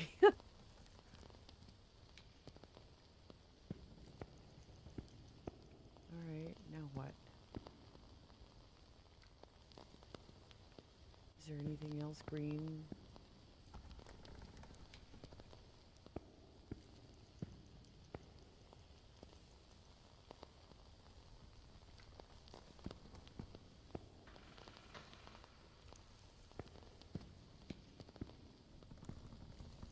Right here. Something made of glass is shattered here. Oh, wine glass. Oh my God, what is that noise? It's coming from Elody's room. She was awake.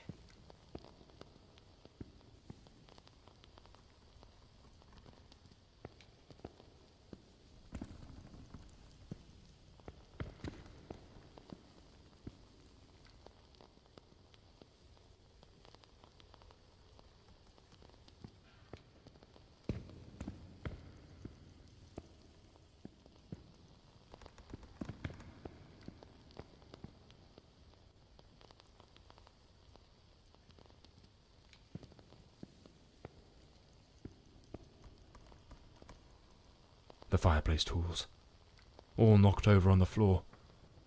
And unless my eyes deceive me, the poker appears to be missing.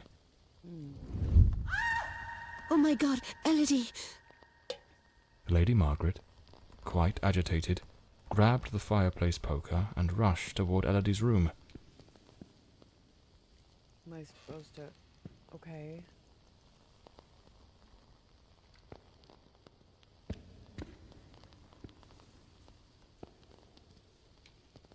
And then...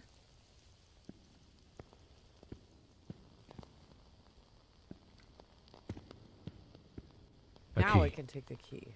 Likely the one to Elody's room. Okay. Lady Margaret lied to me. She hadn't taken any sleeping draught that night. She could have heard the attack and rushed to see what was happening. Why did she hide this from me? The more I investigate, the more convoluted it all seems. I should head to Elody's room to search for answers. A rag doll, tossed on the floor. I'd wager it used to sit neatly on the bed. Either it was knocked over in the scuffle, or perhaps Elody dropped it herself in the panic. A pool of dried blood. There's no doubt now. This was the scene of the crime.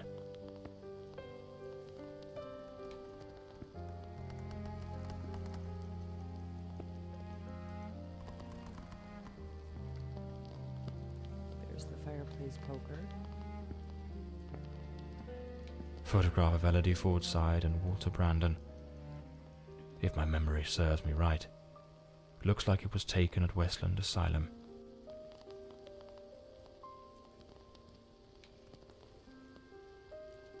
There was a struggle here, clear as day.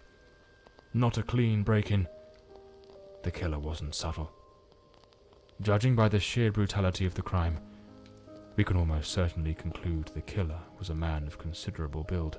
The blood-stained coat, found alongside the greenhouse knife, suggests that the mysterious figure seen loitering nearby may, in fact, be the very same individual who committed the murder. They say the killer always returns to the scene of the crime. But 20 years have passed. Why now? Let's attempt to reconstruct the events, just as they might have unfolded that night, and try to understand precisely what happened. A Alright. teacup on the bedside table. Elody must have lain down that night, perhaps already drifting to sleep.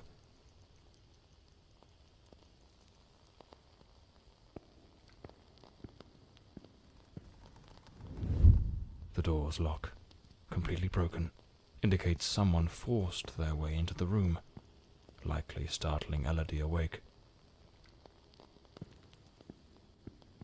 Uh-huh.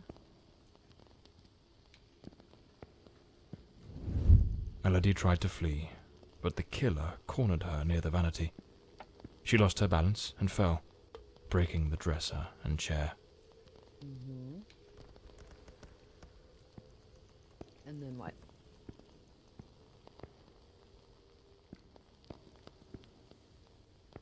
The base. The killer dragged her to the bed against her will.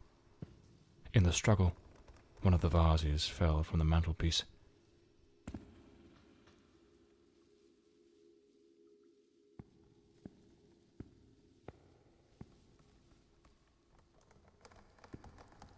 On the bed, the killer stabbed her mercilessly, again and again, staining the sheets with blood.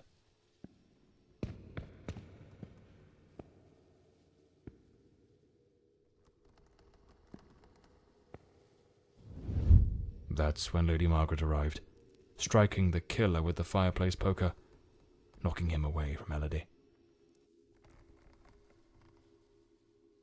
Okay. Wounded, the killer fled the scene, but it was already too late. Elody was already dead. Dude, you're blocking me out here. Okay.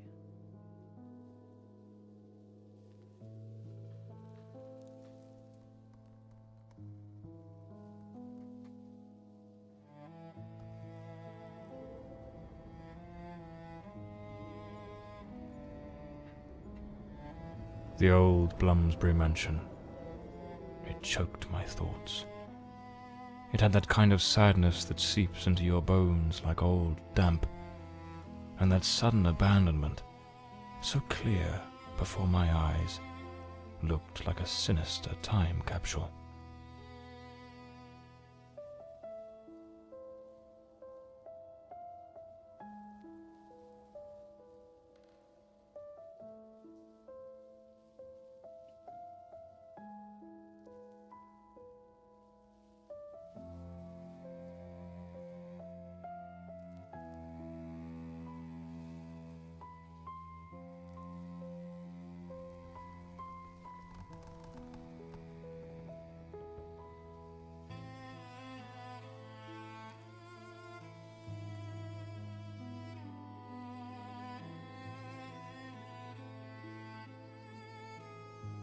One thing was certain.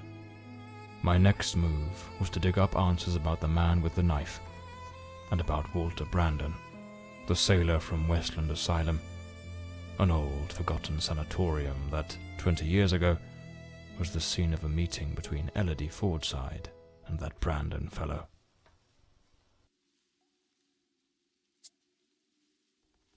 The old sanatorium loomed in the distance, silent and solemn, a monument to forgotten suffering. It stood like a sleeping giant, its walls steeped in the horrors of another age. John knew that crossing its threshold meant stepping into the labyrinth of the human mind, where the madness of some and the cold indifference of others had turned places like this into breeding grounds for nightmares. A creeping unease settled in as he neared the entrance, a whisper of dread curling at the edges of his thoughts. Yet he pressed on. He needed answers, and he was certain they lay waiting in the dark. So we are at the sanatorium looking for clues. When my battered car crept along the winding, shadowed road leading to Westland Asylum. For Elody and Walter.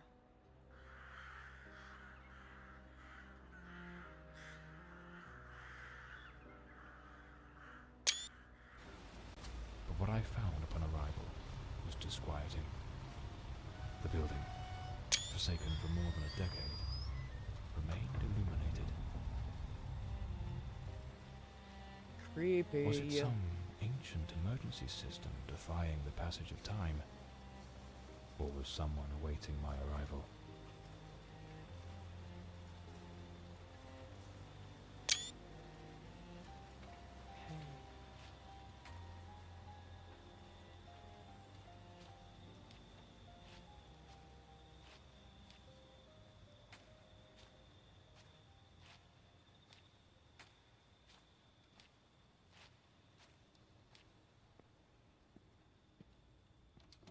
The front door, sealed shut.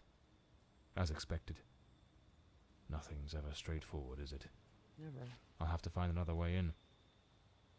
Okay.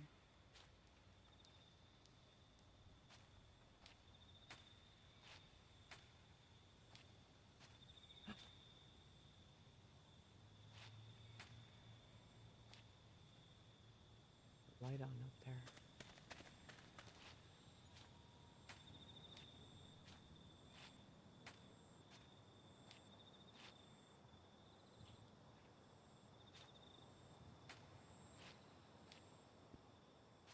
Oh, what's all this?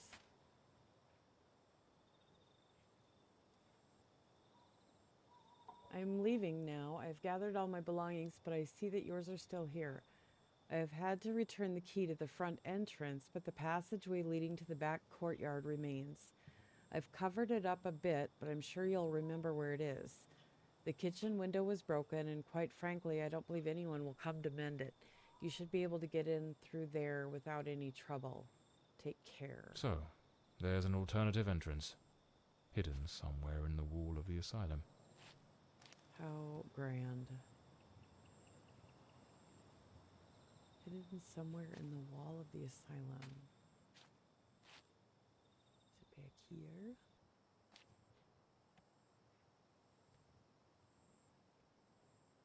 I don't have my lantern anymore, apparently. Okay.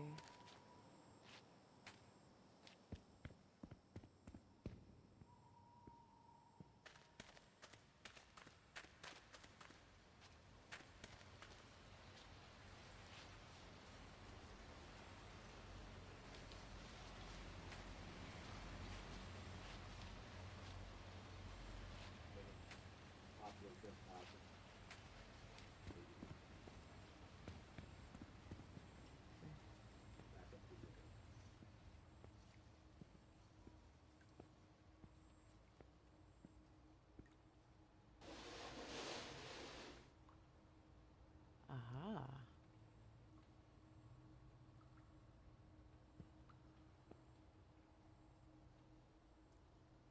It's not letting me click it. Why? There we go. Okay. And we are now in the back.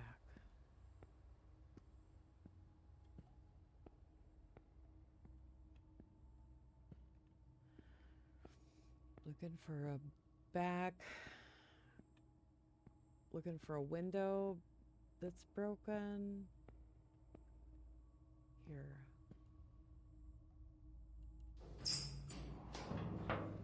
Alright, there we go. We are Bloody in. hell, it's pitch black in here. Looks like I've stumbled into what could be the kitchen. I hope I find a lantern.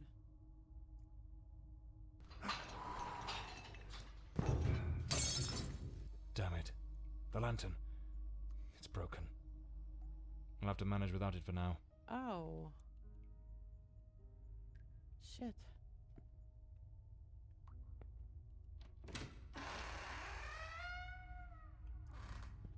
What's over here? Is it a lantern? Nope, it's just a light. Alright, A bloody handprint. Someone injured must have leaned against this wall. yeah.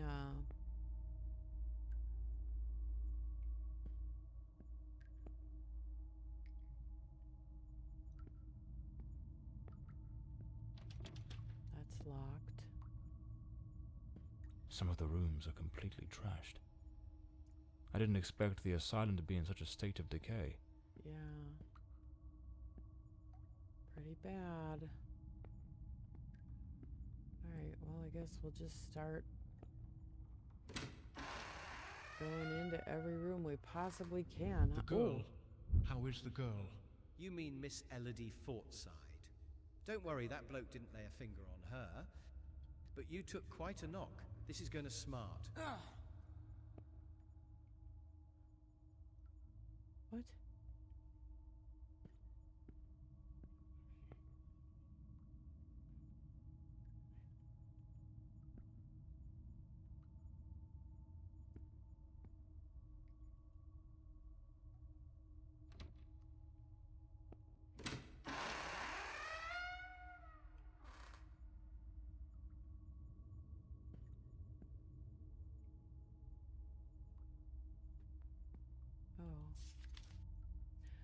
To all staff and family members of the patients, on the forthcoming Tuesday, the 6th of April 1932, and as previously announced, the closure of this institution shall take place. Within the span of 1 month, this sanatorium shall be fully closed and the patients will be transferred to other hospitals. Okay. Dr. Mulder. As for the staff, you may request any outstanding payments and the severance compensation proportional to the time worked at the administration office, which shall remain open for 1 additional week following the closure from 10 a.m. to 5 p.m. For your convenience, we kindly request that you schedule an appointment. The asylum was shut down 10 years ago. Judging by the state it's in, they probably had no choice but to close it due to the building's condition. Keep silent in the wards. Some basic rules, but quite necessary, I must say. No sharp objects, yeah.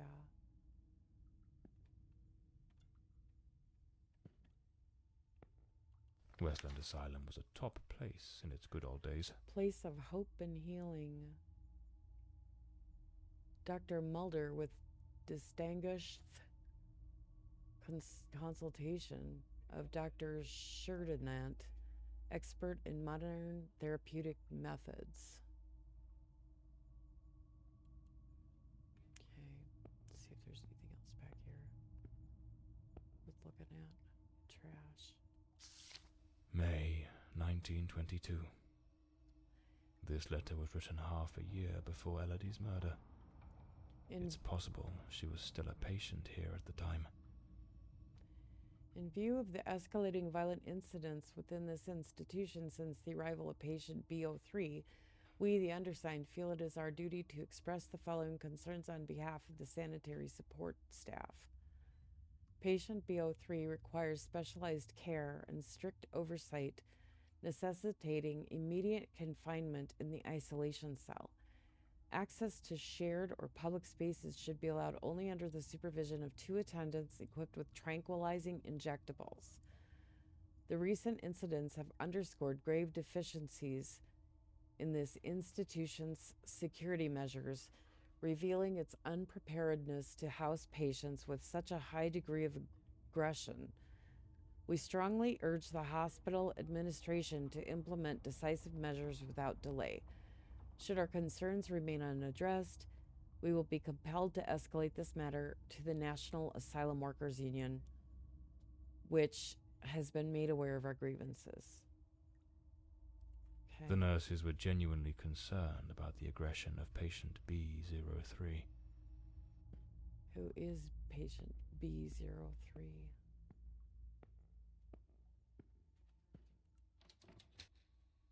It's locked. Without the key, I won't be able to access the upper floors. Okay.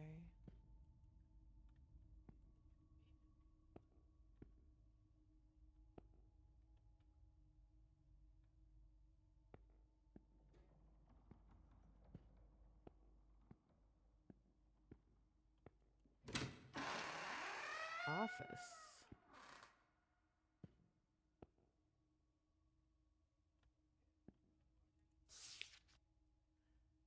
Memorandum. I need to find Whoops. Dr. Sheridan's office. Pursuant to the established protocols and regulations of Westland Asylum, in preparation for the forthcoming annual report to the Board of Trustees, Dr. Lenore Chardonnant will retain custody of the patient records for a duration of 5 days. Members of the medical staff requiring access to these records during this interval are advised to direct their inquiries to Dr. Chardonnant's office between the hours of 9 and 3.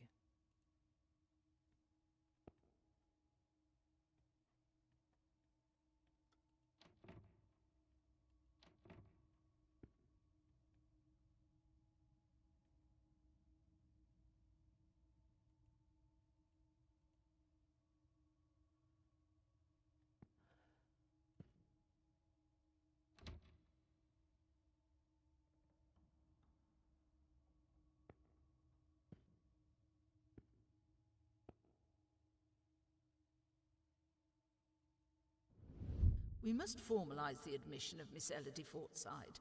I have her file here. That girl? What do you think of her? I don't quite know. She seems a good girl. I do hope she recovers soon. I know what Dr. Mulder thinks of her. Oh, don't be wicked. You cannot tell me you haven't noticed. Have you seen the way he looks at her? Shh, hush now. Someone's coming.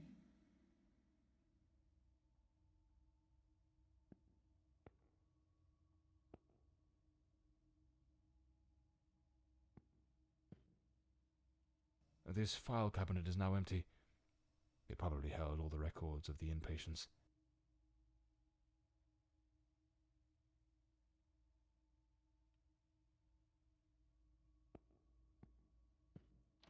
I feel like there's something I'm supposed to find there, but I don't know what.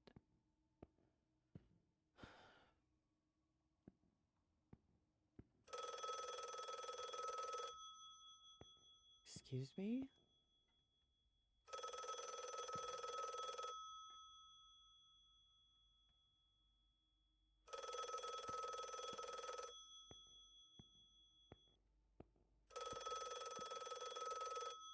Where's the phone?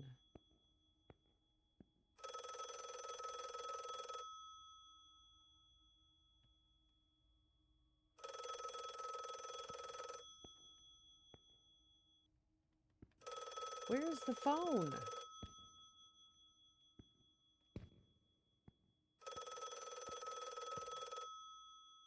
Ah, crap.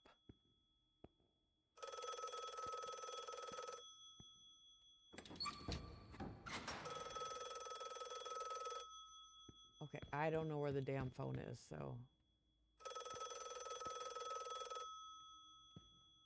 The hell?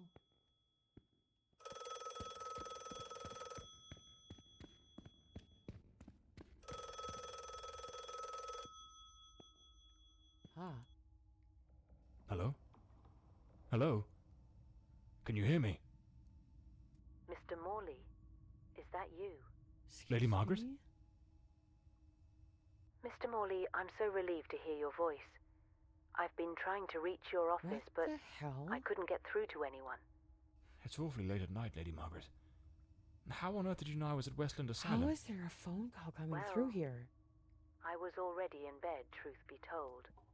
But there was something on my mind. A vital detail I'd forgotten to mention. I called your office, searched for you at the mansion, and when I couldn't find you there, I assumed you might be investigating at the asylum. I see. Very resourceful of you. Now tell me, what is this detail of such importance? Oh, yes, of course. I almost forgot. You see, the truth is, I'm afraid that you're not alone. What the devil does that mean? Hello? Lady Margaret? My God, what? What is happening? Oh, no. I heard that noise.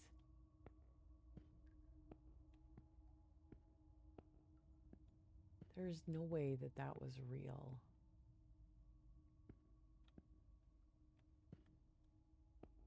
I don't want to go down here in the dark. I'm scared. Is someone there?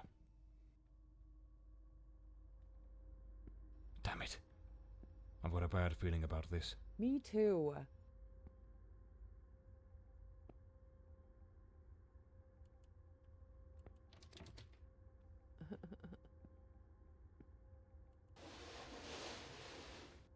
Oh, what's this now?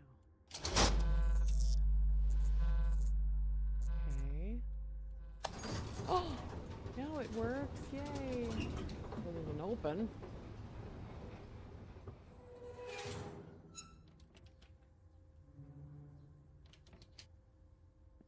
Alright.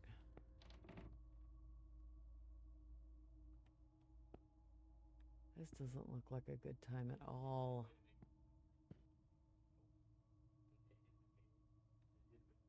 Open door, cold to warm.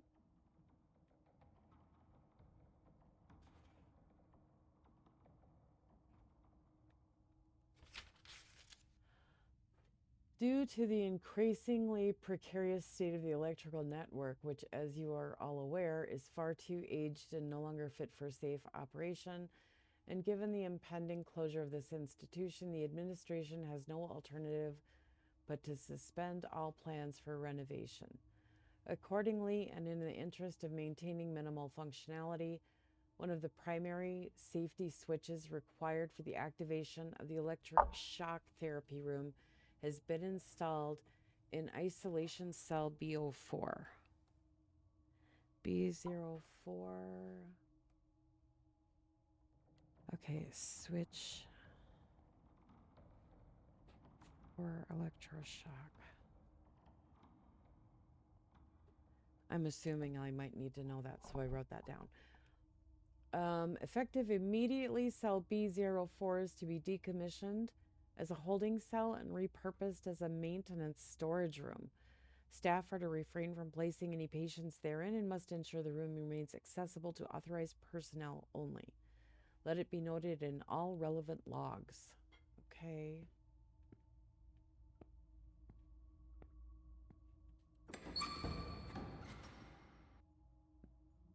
Great, a sewer-like thing. Oh. Is this B06?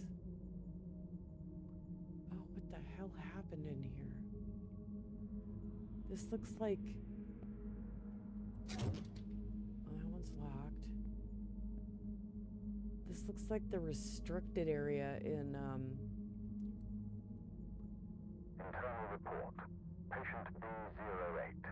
Miss Beatrice in Sunny Meadows in Female, Phasmo. 28. Reclassified after initial misidentification. Miss Myron presents with severe self-destructive behaviors. She engages in autosarcophagy, self-cannibalism that has markedly compromised her physical integrity, and compulsively ingests her own hair. Oh, that's gross. These actions, driven by deep psychological torment and overwhelming despair, leave her in a perilously fragile state. As a precaution, she is secured in a straitjacket and confined to an environment entirely devoid of any utensils or objects that might facilitate further self-harm. Her treatment protocol centers on the administration of potent sedatives to alleviate anxiety and curb these impulses, with ongoing monitoring. Okay. It's B10.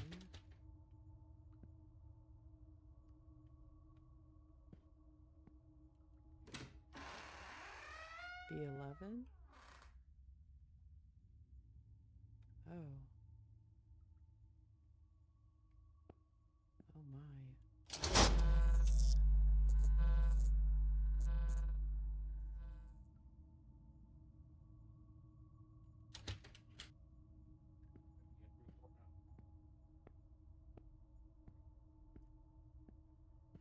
Okay, B04, that was what I need.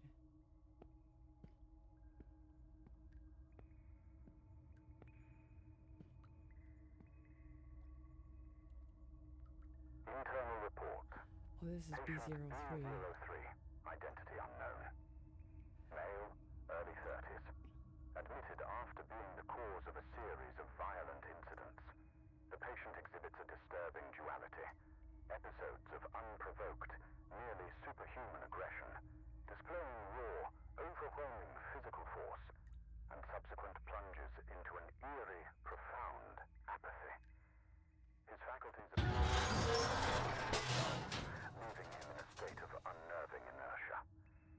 Due to the unpredictability of his violent outbursts, he remains confined within a reinforced cell. Treatment involves high doses of sedatives, and a regimented course of electroconvulsive therapy, alongside stringent restraints such as an anti-biting mask and, if required, an iron muzzle. This guy sounds like ongoing monitoring is maintained. that cannibal in Silence of the Lambs.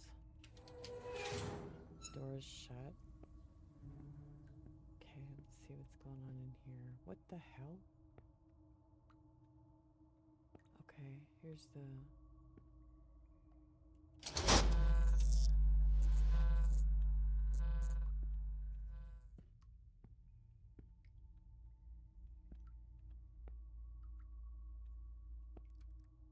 Internal report.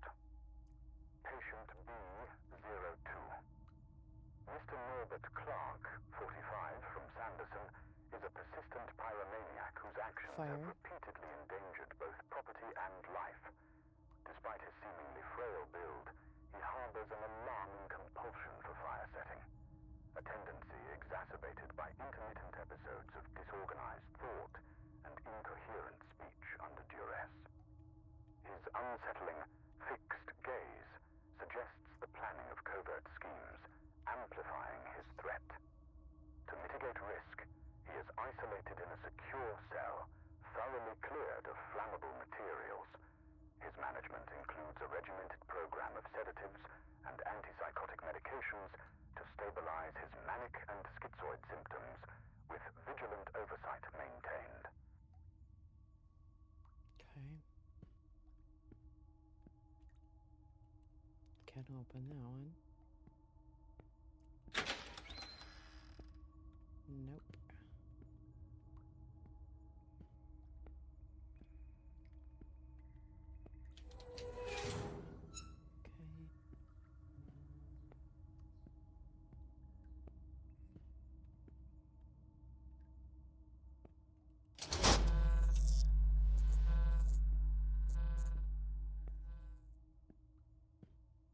Is that all of them now?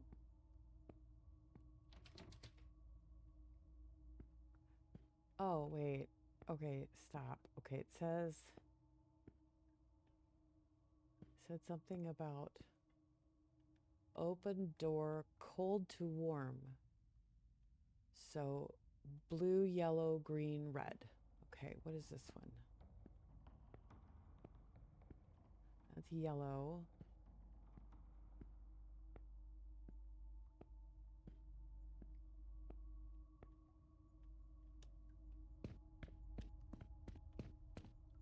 Okay, blue.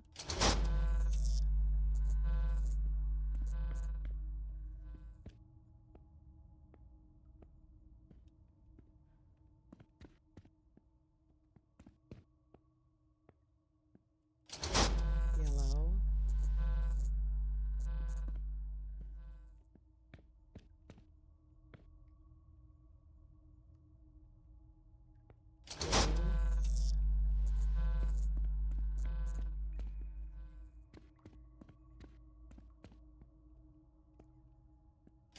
Red. Okay, what'd that do? Would that...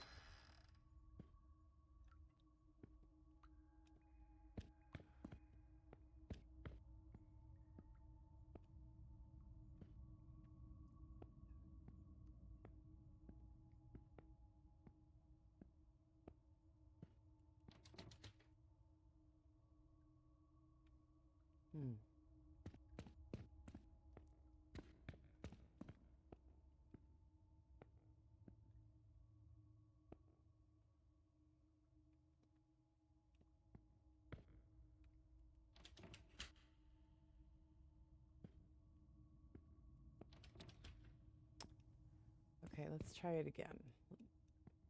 Cold to warm. Let's go.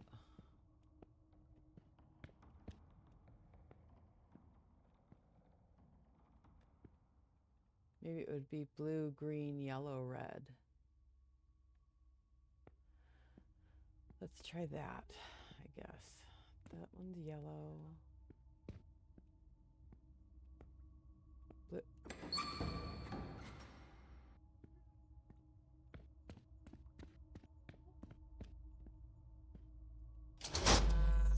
Blue.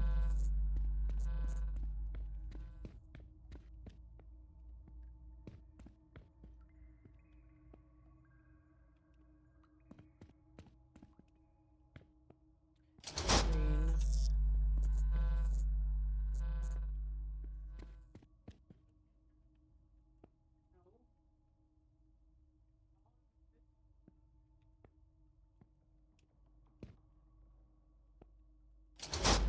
Yellow.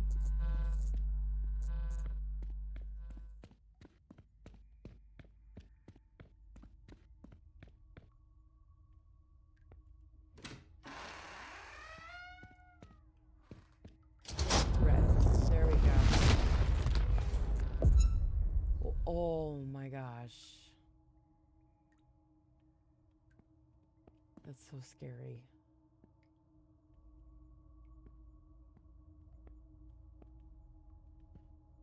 This room gives me the shivers. East wing access.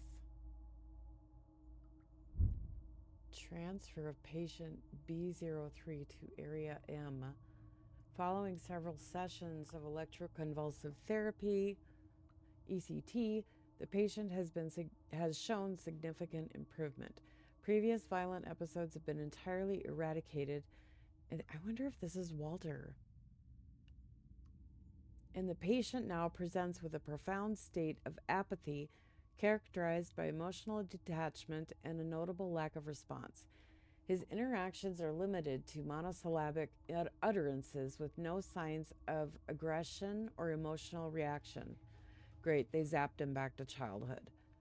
This behavior may be attributable to the intensification of treatment as well as a potential underlying psychological condition that we must continue to investigate. It is anticipated that with continued observation, the patient will gradually regain his ability to communicate and exhibit emotional responses. However, the complexities of the case should be taken into consideration, along with the need for potential adjustments to his ongoing treatment.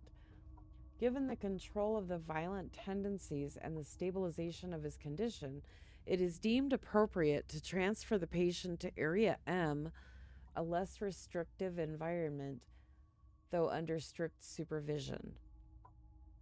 Close monitoring is recommended to assess any potential changes in behavior, with the possibility of further adjustments to his medication. Dr. Sheridan at Westland.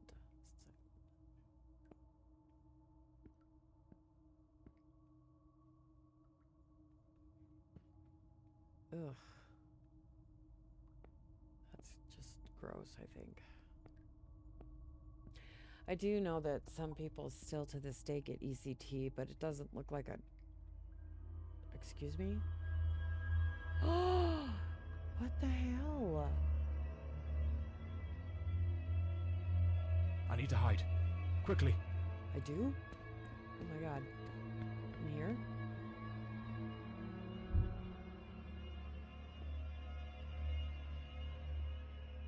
I can't hear it. Could it be gone?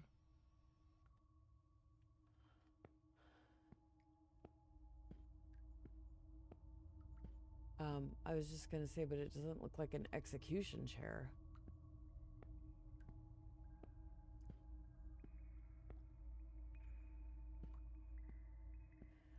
Okay, what weird crap is haunting this guy from his own life? You know?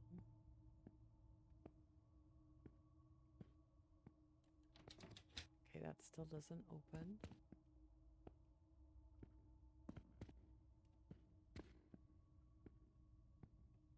But I do have the key to the east wing now. Is that over here? Yes. Did that open? I guess, no, that has a code on it. Okay. All right, I guess we'll go in here. The fuck was that?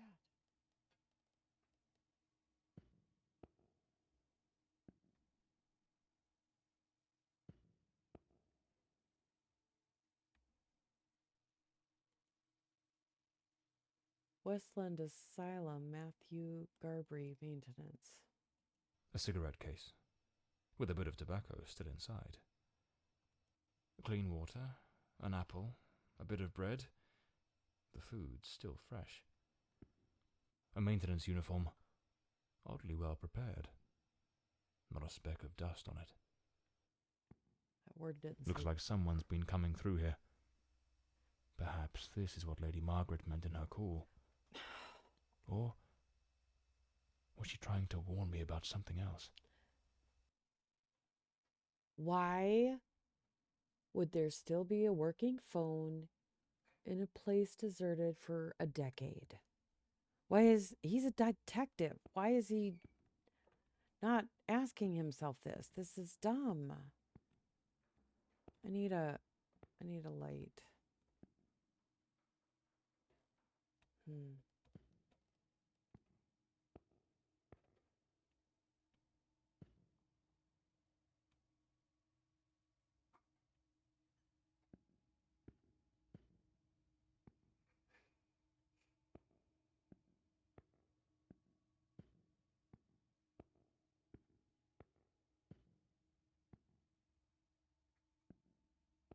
I guess we'll go explore this. Oh. That's a doctor's office. Meals rooms. Okay. It's over here. Oh my gosh. This place is enormous. I'll never be able to search it all. Okay, I guess we'll go over here.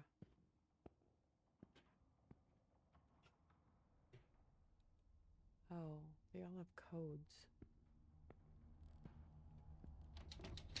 Or I guess not all of them, but some of them do.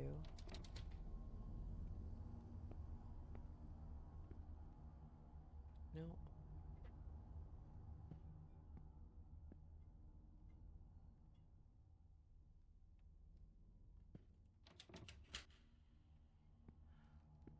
Okay, none of these open.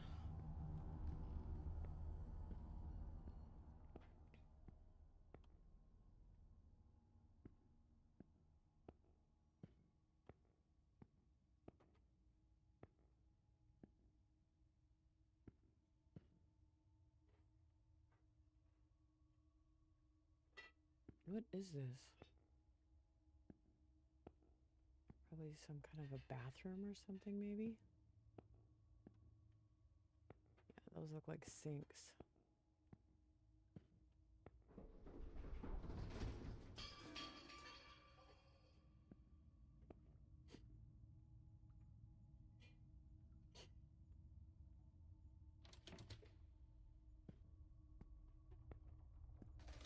Here it is. Dr. Sheridan's office. This is where I'll find Elody and Walter's records. Elody's record. Patient at the sanatorium. Okay. She was here for almost a year. Patient registration number 2546. I don't know if that matters, but 2546 might be a code on a door or something.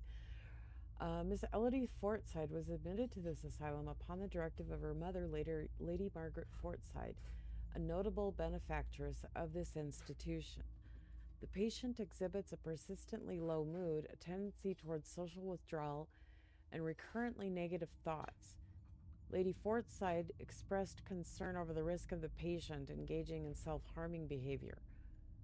During the initial evaluation, the patient displayed a withdrawn posture, delayed responses, and consistent avoidance of eye contact. She reported feeling trapped in a constant state of oppression and described a persistent sense of unease, though she refrained from providing further detail. Her condition necessitates close observation and a progressive therapeutic approach to monitor and assess any changes. Hereby, the admission of Miss Fordside to our institution is formally recorded. A detailed follow-up of her progress shall be maintained. Nothing of interest here. Strange. Elody's record was easy to find, but there's no sign of anything related to Walter Brandon. Something doesn't add up. What am I missing?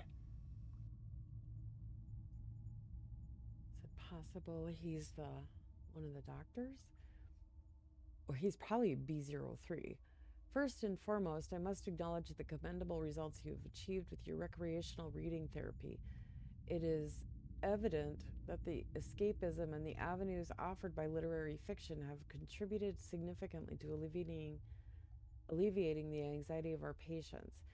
However, I regret to inform you that one of your patients, Miss Elody Fordside, will no longer participate in your reading sessions.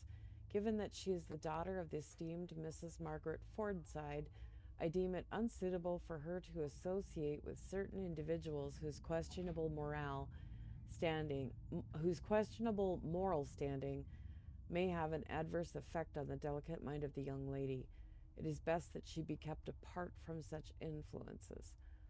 Therefore, I am relieving you of any responsibility for her care, and I shall take over the management of Miss Elody Fordside's treatment from this day forward. I have already communicated this decision to her mother, Lady Margaret. Margaret is spelled differently there than above. Anyway, I trust you will understand the necessity of this change. Questionable morality? Don't make me laugh, Friedrich. Oh, he wrote on the bottom. What truly eats away at you is the fear that those bad influences might actually be too good for her. What is it you truly aspire to? A seat among the nobility, perhaps? You're a pathetic hypocrite consumed by your own ego. Wow. Harsh.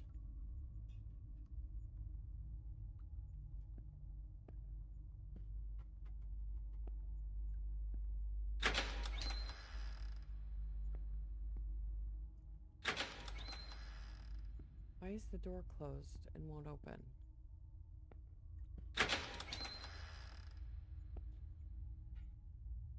Shit.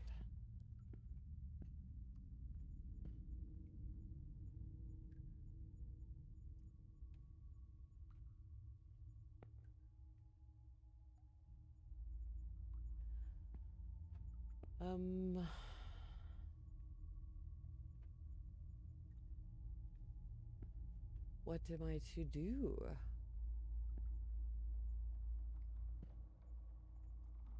Oh.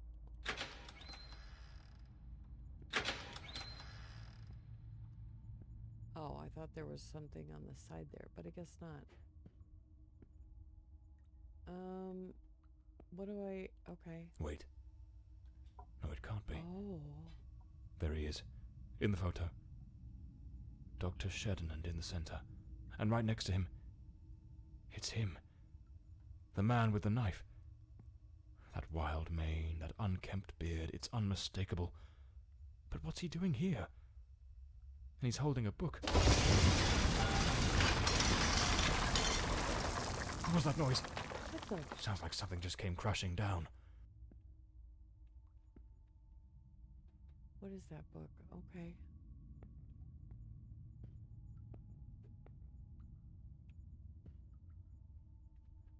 What the hell was all that noise?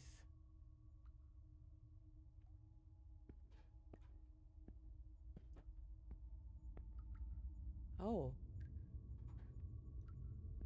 Okay then. Ah!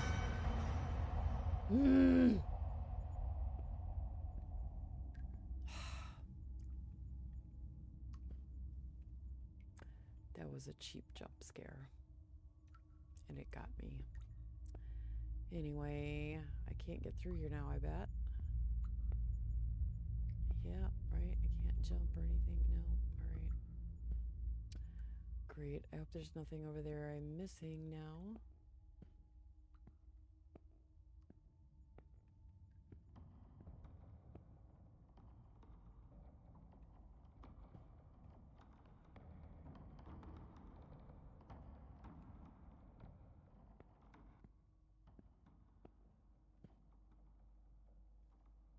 Where is the library at?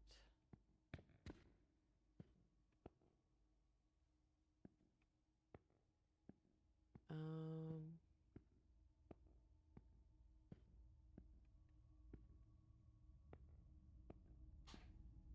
guess we'll go up.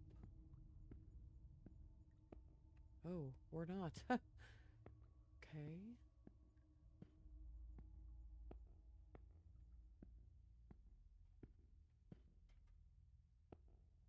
This is a toilet.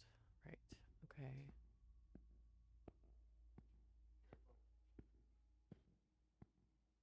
We'll go back over here. Nope.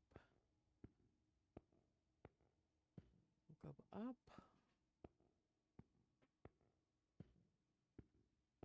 Oh, we're not going to be able to get in, are we? Nope.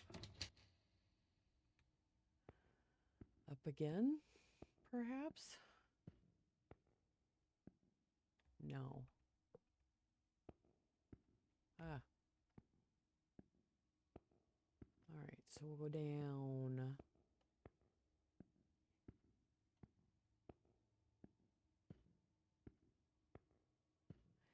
Is the library in that archive room? Maybe that's why there was hands on the book thing. Oh no, it's not in that room. Office. Where's the office at again? Is that here? Yeah, here. Maybe that's why there was hands. The book. No. Or maybe not.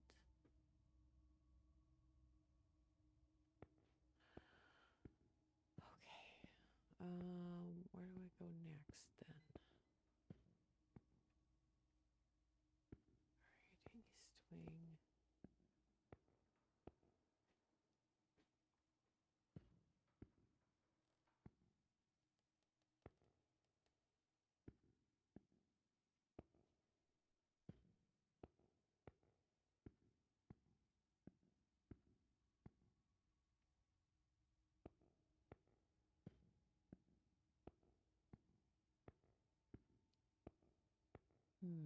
Okay. All right. Well, nope, that has a code. These are men's rooms over here. So we'll go back this way, I guess.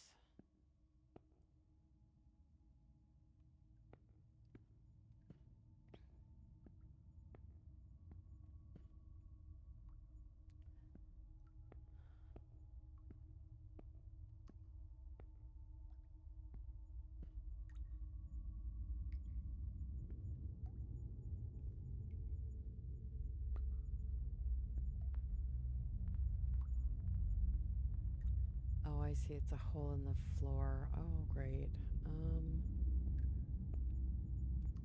Why can't I jump over it? Oh, wait. I see.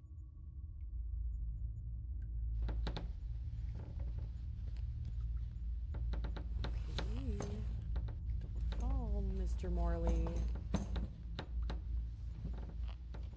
Alright.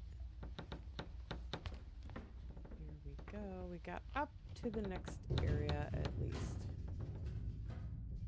Okay. Good. We've done it. Stairs.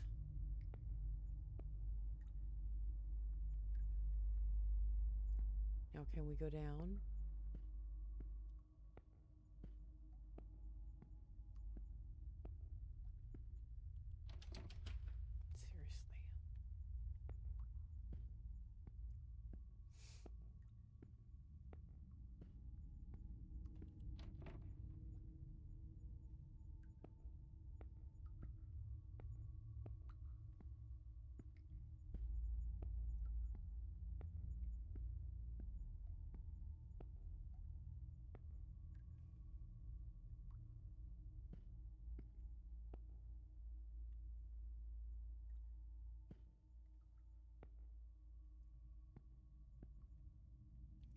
I'd really like a lantern. That one's locked.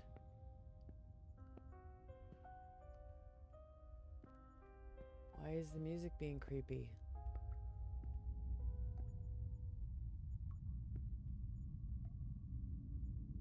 Oh, what?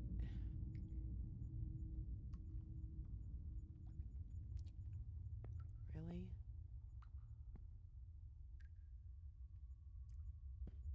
Ugh.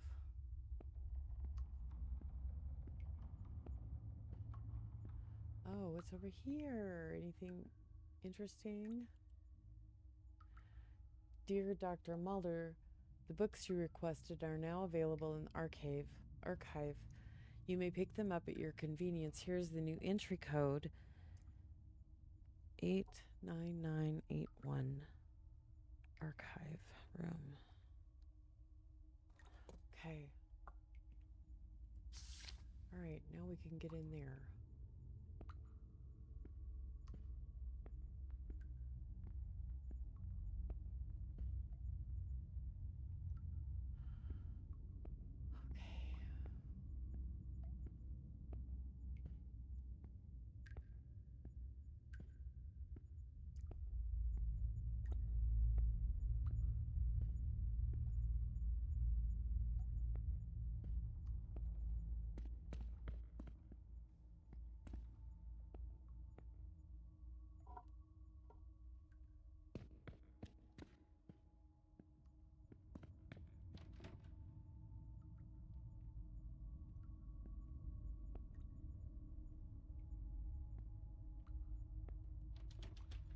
Impossible. Oh, Locked as well. He spoke and scared me. I am so on nervous edge right now. This is like a dining room, it looks like. Have I been here? I don't think so. Oh, yeah, no, this is where I came in. Okay. So, oh.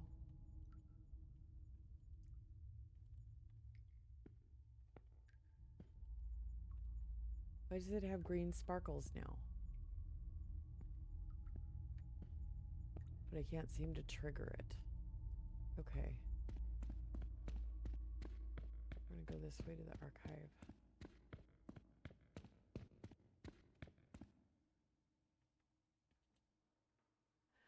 All right. We got 8, 9, 9, 8.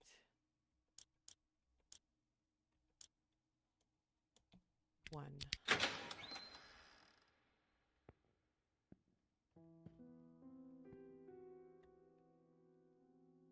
Oh, the Rorschach test. That's a moth.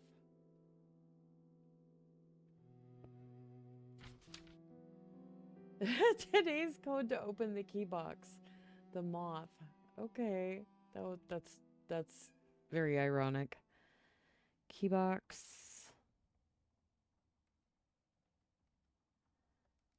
The moth. So what? 4? 4? Maybe 4? I don't know. That's the only one that looks like a moth to me. Oh.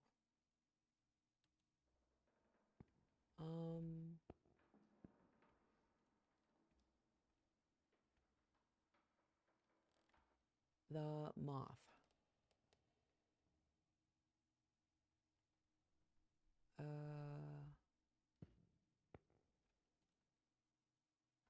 Do I just try all 4s, maybe? That would be dumb, though, wouldn't it? Oops.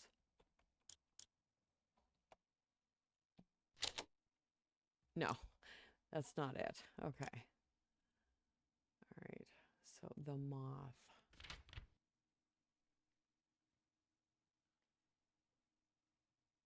Oh. For the psychology tests using the Rorschach inkblot test, we will use the following code to name the plates. This way, the patient will not be able to obtain information about their evaluation unless their therapist deems it appropriate.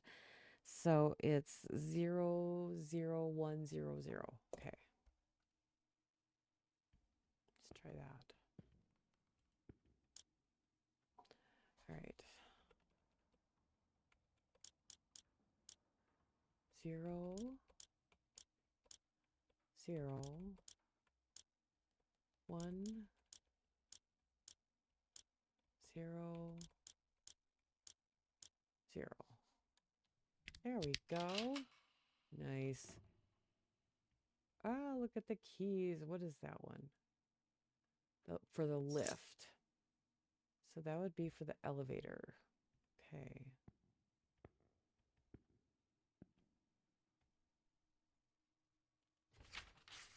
Already got that. Okay. So is this where that book is somewhere?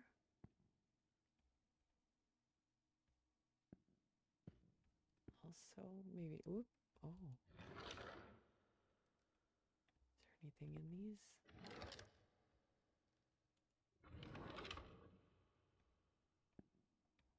Okay, what did that do?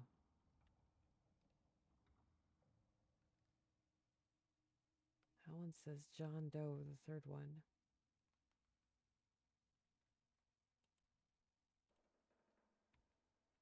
Huh.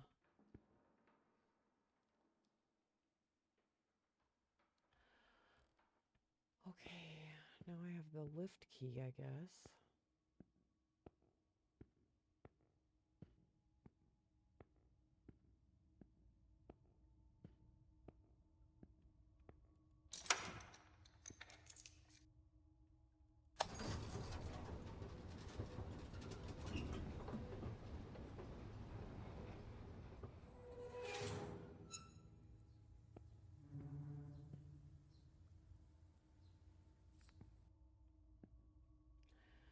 All right, so we got -101. We're on 0, I bet. Let's go here.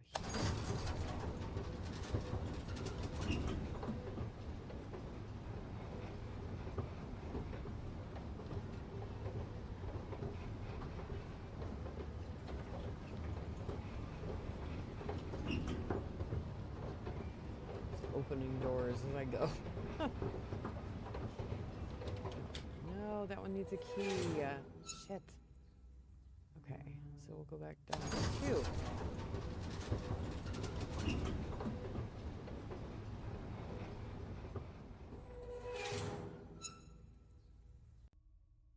Okay.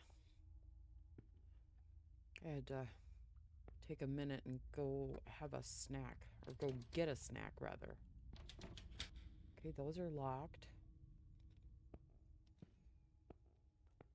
What's in here? Ew, is this a library? All these bookshelves look like libraries, man. So, I live near Rochester, Minnesota, where home of the world famous Mayo Clinic. And there's an area in the hospital, one of the buildings down there, downtown, that has a bunch of photos just like this, along with old ancient time doctor tools and such, and things about the Mayo brothers. It's very interesting. Can I go through here? Apparently not. Okay, went that way. Is there anything in here? Not really. Oh, what's this? Ah! Shit! Holy crap! That's the guy right there. Who is he? Are these pictures that Elody drew? Maybe?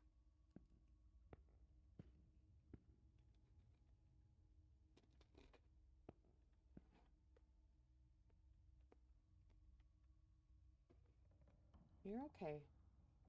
My cat. Huh. Should probably tell myself that too. You're okay. It's all right. This is okay. Dr. Mulder. Oh, he's a code. Okay.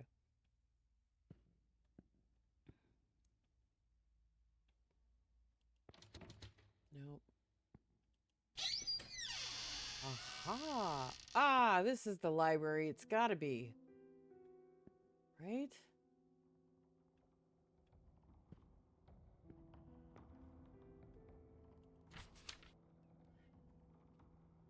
Maureen, finally patient 1365 has returned the book. Every time they borrow it, it takes a month to bring it back. You know, okay, not to ruin the immersion, but I'm the librarian at school. I've mentioned this before.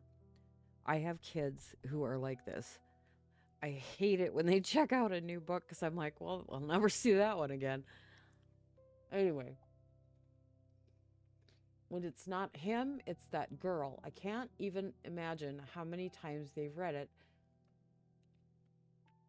But there are other patients who have also requested it, and I've made the decision to take it off the shelf and place it under the custody of the one who opened the golden box. If anyone asks for it, it will be there. The one who opened the golden box.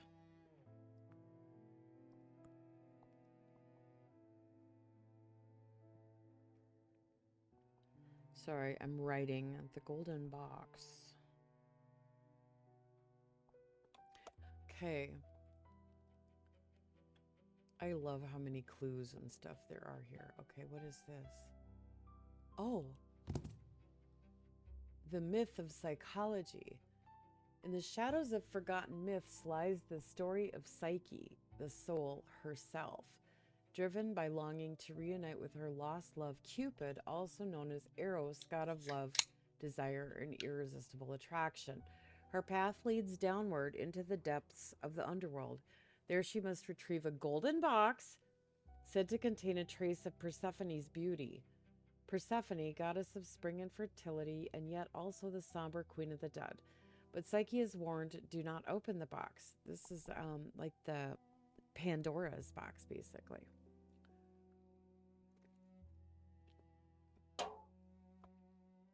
Still, hope is a dangerous thing. Perhaps she believed that a touch of divine beauty would make her worthy again in Cupid's eyes. Perhaps it was simply curiosity, that old companion of tragedy. She opens the box, but there is no beauty inside, only darkness. A deathly sleep seeps out, wrapping her in silence. Her body falls still, suspended between life and death. And so she enters the hidden kingdom, the realm of madness.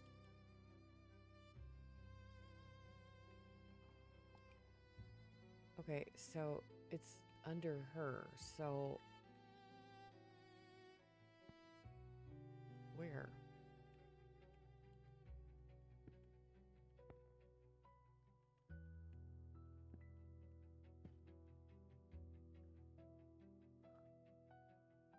Philosophy, psychiatry, biography, spirituality, education. The Adventures of Walter Brandon, the intrepid captain of the Stella Maris, braving the treacherous South Seas. What in the devil does this mean? When Captain Walter Brandon, that's the name of the guy, in his sloop, is caught in the midst of a violent storm, it seems his fate is sealed. But by some miracle, he manages to survive, clinging to a splintered spar from his wrecked vessel. After enduring a long ordeal at sea, he washes ashore on a distant land where he will live for many months and encounter no end of wild adventures. Okay.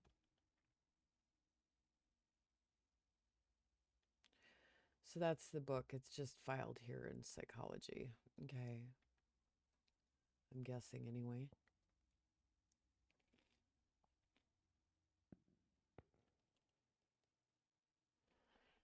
More to read, a lot to read.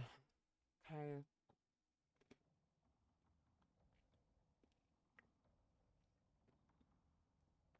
Internal note on patient organization and cataloging. For the swift and proper cataloging of patients, a system of labeling is employed in which each patient is assigned a number corresponding to the room they occupy. The passcode to access each patient's cell is the discharge number assigned upon admission. Oh, God. I gotta go back and find her discharge paper. Okay, discharge number. Is it assigned upon admission? This number must be consulted in the admissions register or in the individual patient record. Should a patient be transferred to another location within the institution, their cataloging will be amended according to the new room to which they are assigned. Patients classified as dangerous, whether to themselves or to others, are housed in the basement in specially adapted cells designed to ensure their isolation and safety. This area is designated as Area B. The ground floor contains the common areas of the establishment, such as the kitchen, dining hall, and administrative office, where matters relating to paperwork are handled. A small first aid room and the archive containing all records and documents pertaining to staff and inmates are also located here. The doctor's offices are situated on the second floor, which is the designated area for medical care. However, an exception is made for the office of Dr. Mulder, the director of the sanatorium, who occupies the third floor.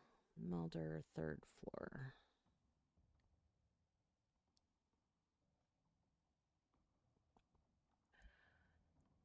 On the second floor, one will also find the rooms of male patients, Area M, and female patients, Area F. Okay.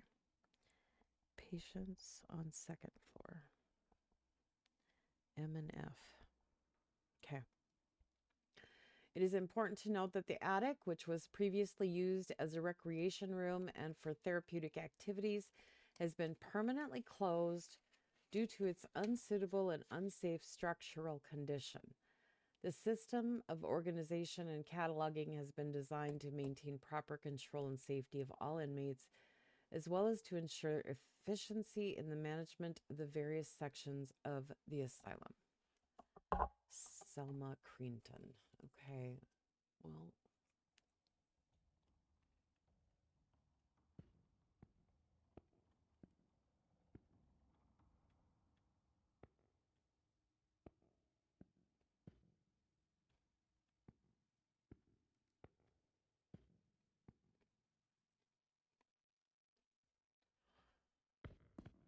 Okay, well, that might help us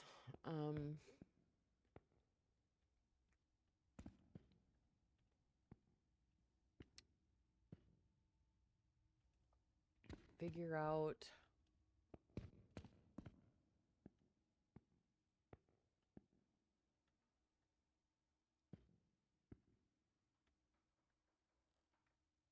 who's already in here, right?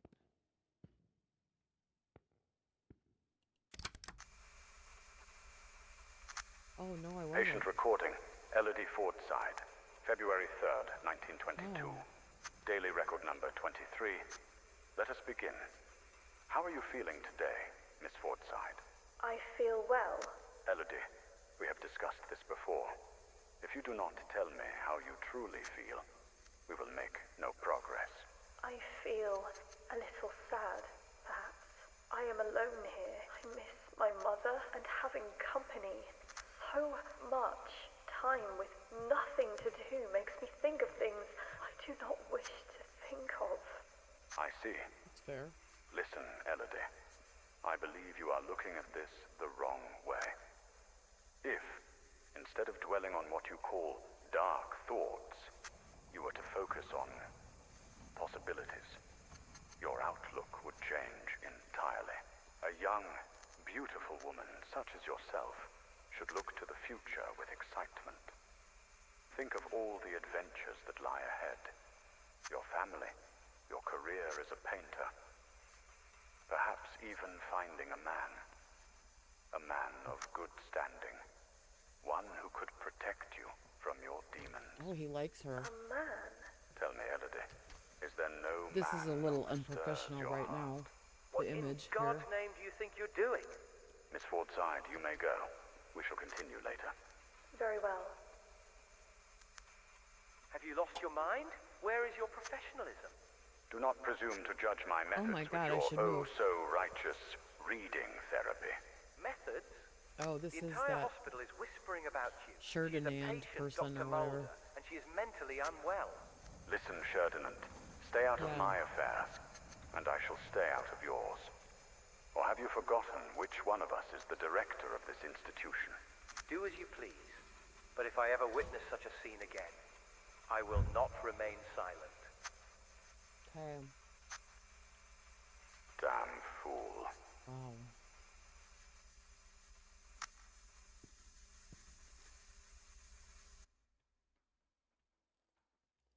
Okay, so this is not... Am I on the 3rd floor then? I must be. That must be his office.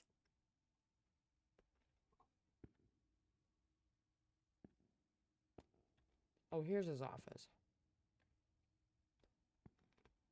Okay, we don't know. We don't know his code, but we found out what he's doing. What he was doing, rather.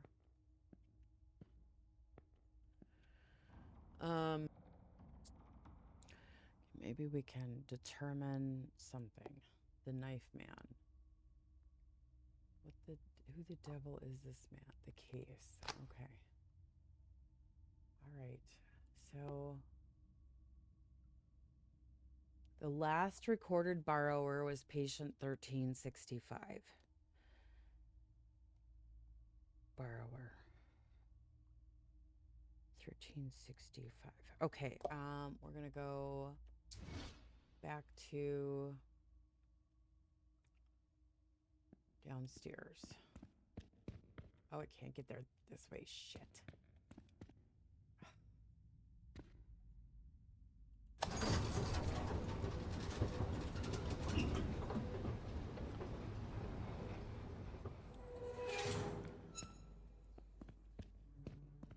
I just thought maybe if I hit I could figure out, it would show me inventory maybe.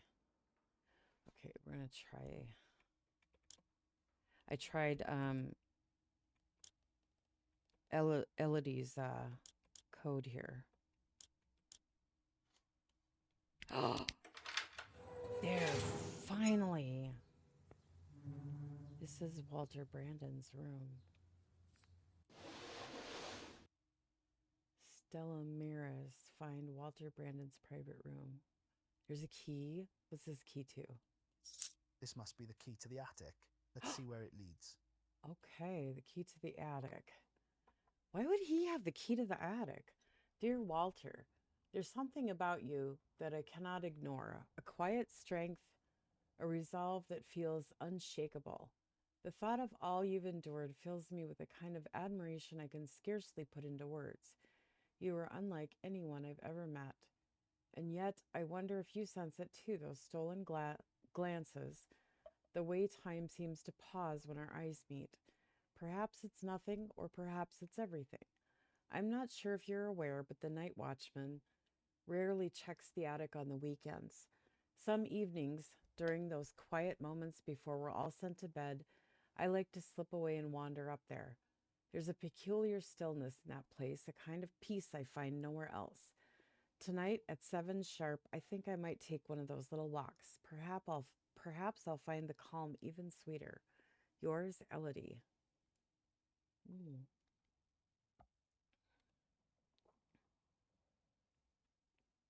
Okay, well now we can go to the attic. All right. Yeah. I thought, well, maybe if I hit I can see inventory and see if I missed something. And right away, the book, I didn't read about the patient, 1365.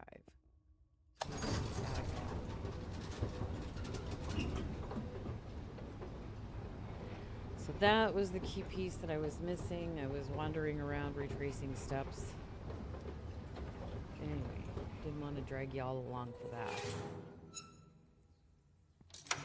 Here we go. We found it.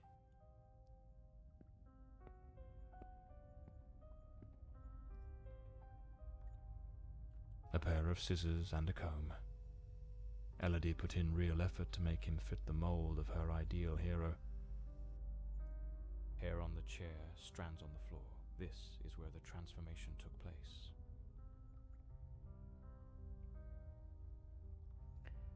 Okay, so she helped name him then. She remade patient 1365 in the image of her most secret longings.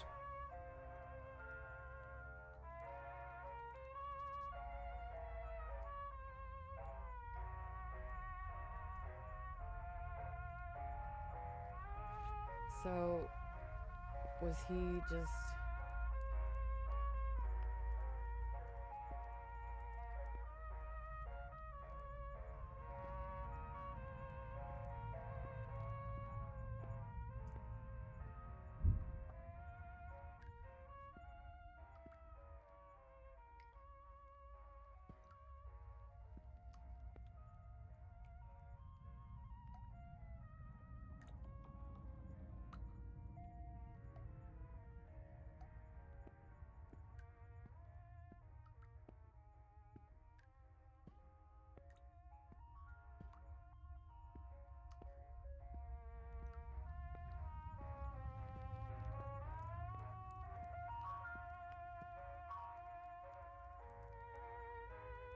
Our island. Oh. An alarm clock. Most likely they used to slip back. Most likely, they used it to slip back to the second think he floor was gonna read before it. anyone noticed they were gone. Every detail planned to perfection. By Elody, their secret hideaway. Like two reckless teenagers, they started a romance. Hidden from the prying eyes of doctors and nurses. For a while, they managed to keep their affair in the shadows. Far from the eyes of doctors and nurses.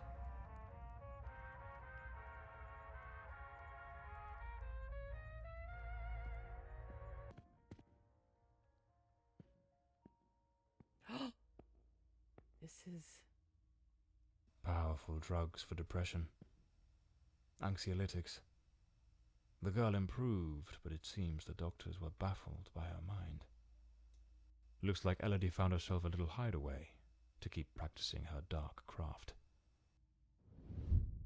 Elody found painting, and with it, a way to spill the shadows that crawled through her mind. Wow.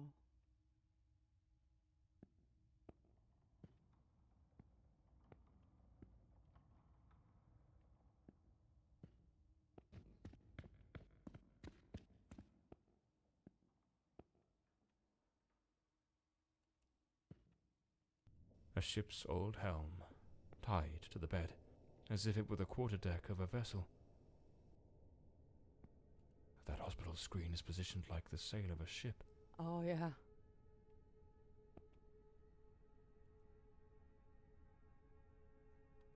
Okay,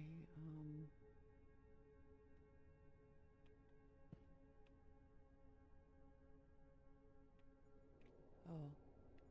Stella Maris. Stella Maris. That was the name of the ship captained by Walter Brandon. This room is the room of a madman. The entire space is arranged as if it were the deck of a ship.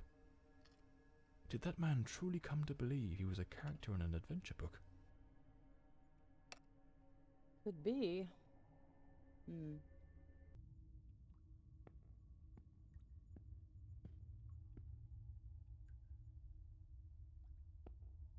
Gotta be something more.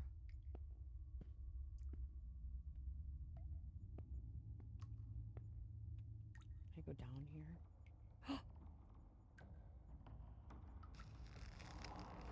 Oh, yes.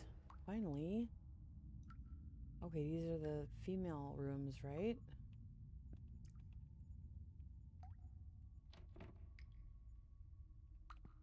The room has been decorated to resemble some sort of island in the South Seas. Of course, I should have guessed. She pulled him into her world. Oh. Elody created Walter Brandon. Okay.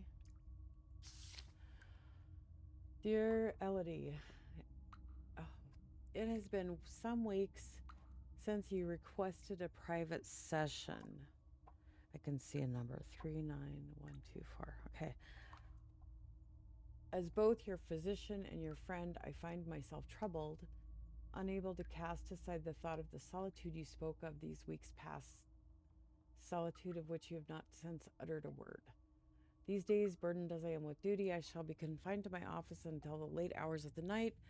Should you at any moment feel the impulse or the need for company, do not hesitate to visit me. The code to enter my office is 39124. This letter. At the very least, it's highly inappropriate. Yeah. You're not just a whistling Dixie there, bub. A draft letter. Scratched out and full of corrections. I don't see anything scratched out. My dearest Walter,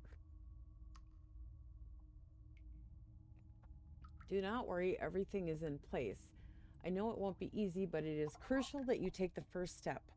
Once they grant you your discharge, everything will change. I will be ready to follow you the moment you are out in a safe place far from here. When you speak with the doctors, I want you to repeat the words I've told you with conviction, as though they are the only thing that matters. The shadow is gone. It has vanished. You are now fully yourself once more. Tell them you regret everything that happened, that you cannot understand how you acted in such a way. Speak of how you have found peace in reading, how you now wish to live more serenely with purpose. Make them see that the shadow no longer exists, that the darkness has completely faded. They must believe you are free. I know this is not entirely true, but I am certain that with effort you can control the shadow. You must do it for us, for what lies ahead. They do not see you as you are. They only see you as a mere piece in their game. We shall show them that they have no control over our fate. Once you are free, I shall request my discharge as well. My place will be with you, and together we shall make our way to the Bloomsbury Manor. I love you, and I know that soon we will be free. This will all be behind us, and everything we've dreamed of will begin to come true. With all my love, Elody. She goaded him into leaving the sanatorium. That man was desperately ill. Yeah. But Elody's selfishness outweighed what little sense she had. She pushed him too far. If I pieced this together correctly, that Walter was never really Walter at all. There was another personality. She called it the Shadow, a dominant, dangerous force that surfaced again and again in his life. The threads are beginning to unravel. But I need to see this through. What truly happened to Walter Brandon?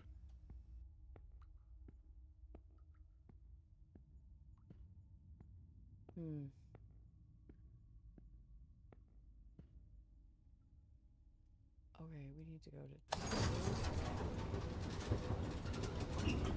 over to Mulder's office.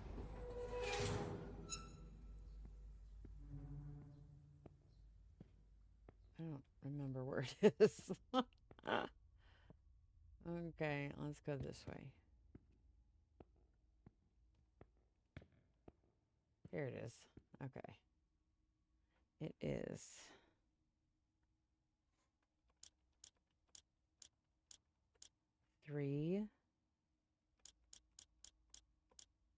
nine,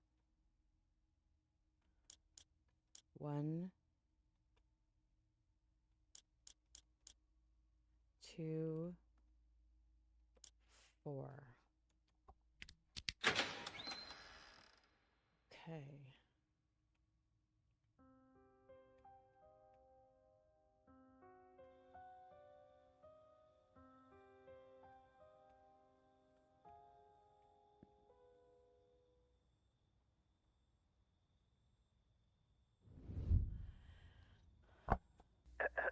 Oh. Patient number 1365 returns after an absence of 4 months. He's all bloody. He's in a state of utter disorientation, perspiration pouring off him, and good heavens, there's a severe wound to the skull. His clothes and hands are covered in blood, and it doesn't appear to be his own. He cannot recall his name, or anything that's happened during these past months. Oh no. Seems to have found his way back here more by some strange instinct than by memory itself. The personality once known as Walter has vanished entirely, as has the entity we refer to as the Shadow, though given its nature, I cannot say with certainty it isn't still lurking beneath the surface. We have treated cases of dissociative identity before, but never one such as this. His appearance, his voice, even his build and weight change quite drastically. Now he looks frail, gaunt, empty, as though there's nothing inside, as though he were but an empty shell, waiting to be occupied. His condition calls for far stricter supervision. This institution is no longer equipped to care for him. I am ordering his immediate transfer to St. Dymphna Hospital. Dr. Former, a specialist in matters such as this, will take him under his care. As I near the end of my tenure as director, I must see this case brought to a decisive close. The blood upon his hands, the emptiness in his eyes, all point to an act of the gravest kind. One his mind appears to have erased entirely. God help us, if the Shadow should ever wake again.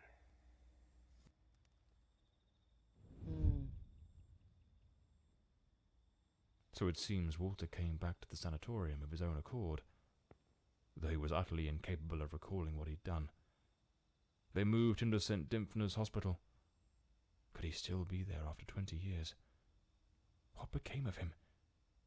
I'll have to follow this lead. Okay. Well, the missing piece. The visit to the old sanatorium had left more questions than answers. The pieces didn't fit, scattered fragments of a puzzle missing its center. That one elusive detail, the thread that could unravel everything, remained just out of reach. Perhaps the modern hospital held the final clue, the last chance to shed light on the mystery still shrouding the death of Elody Fordside. All right, psychiatric hospital.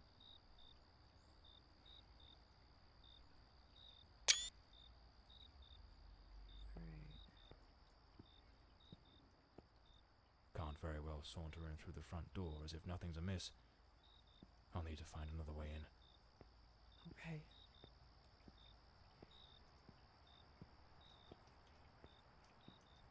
Here's the door.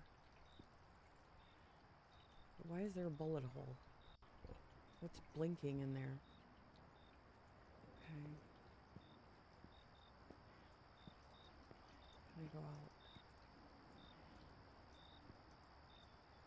Not getting like a cursor thing there to go in.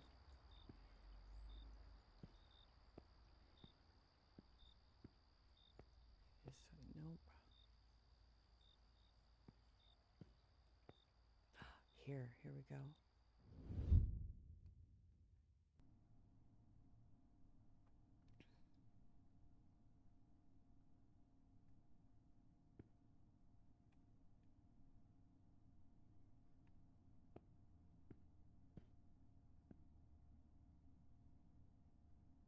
How is that window any better than going through the front door? It's locked. Okay. Like if somebody sees me walking around, are they gonna go, "Hey dude, what are you doing here?" You know, there's nobody here at the desk.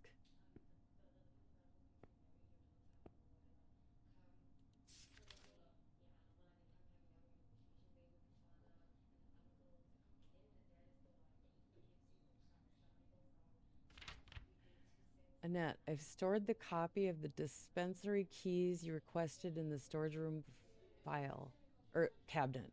Liza.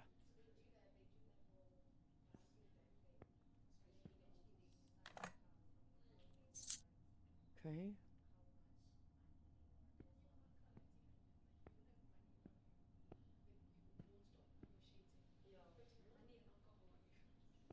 The night shift nurses are behind this door. I need to find another way into the hallway to the rooms.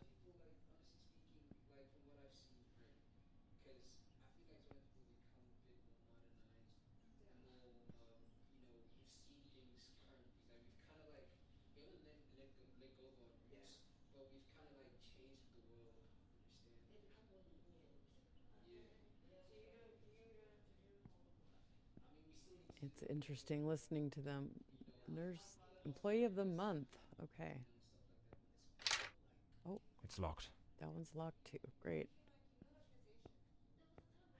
Oh, the dispensary. Where?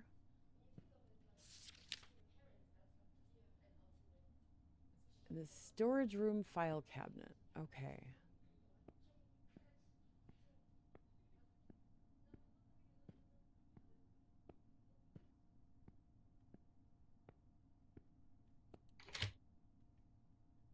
Here we go. Oh, in the storage room filing cabinet. That's the dispensary key. Okay. Uh-oh.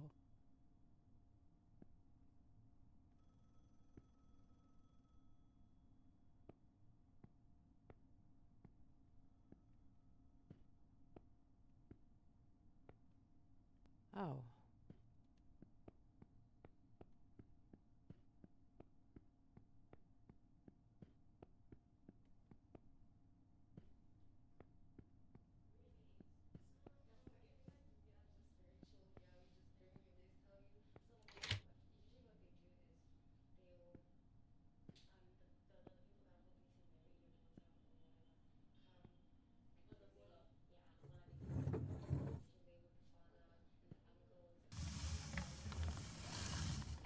They don't hear any of this.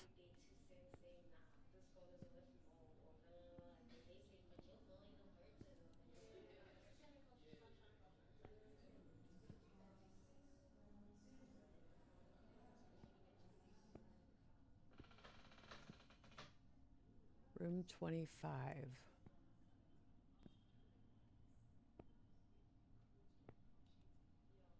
John Morley and the case of the red shoes.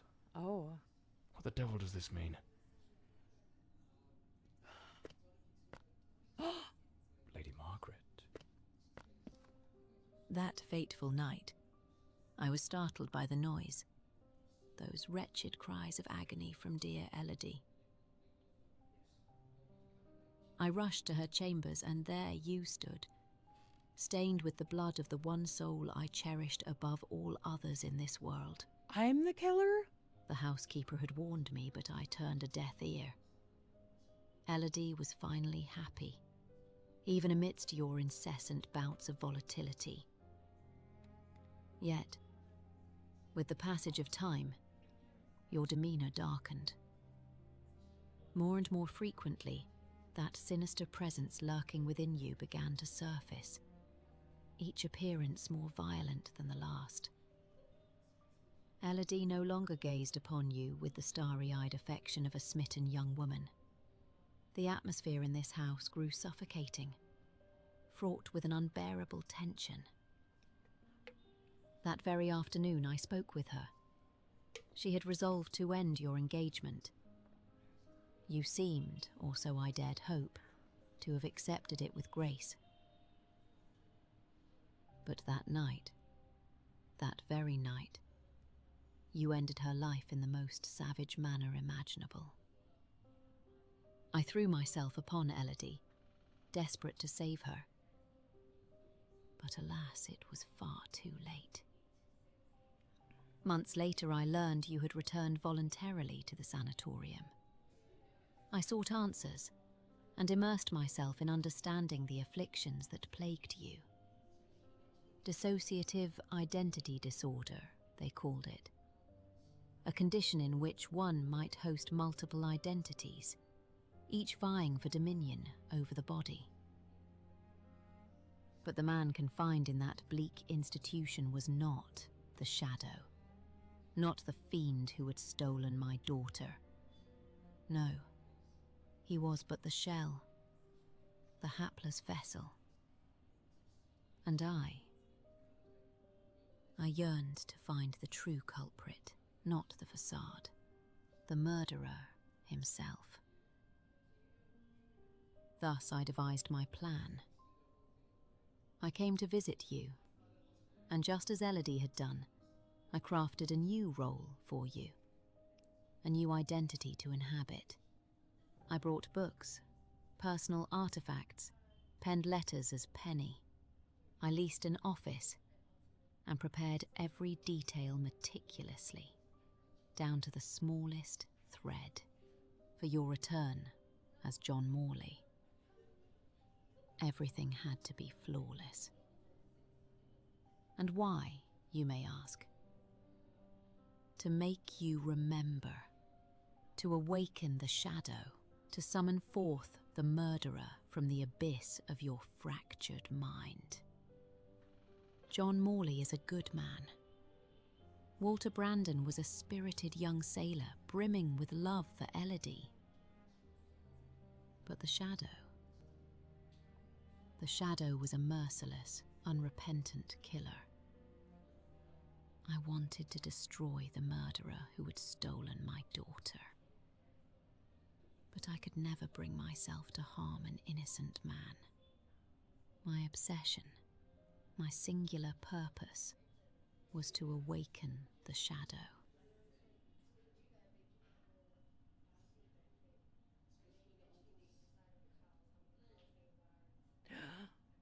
Oh my gosh. Oh!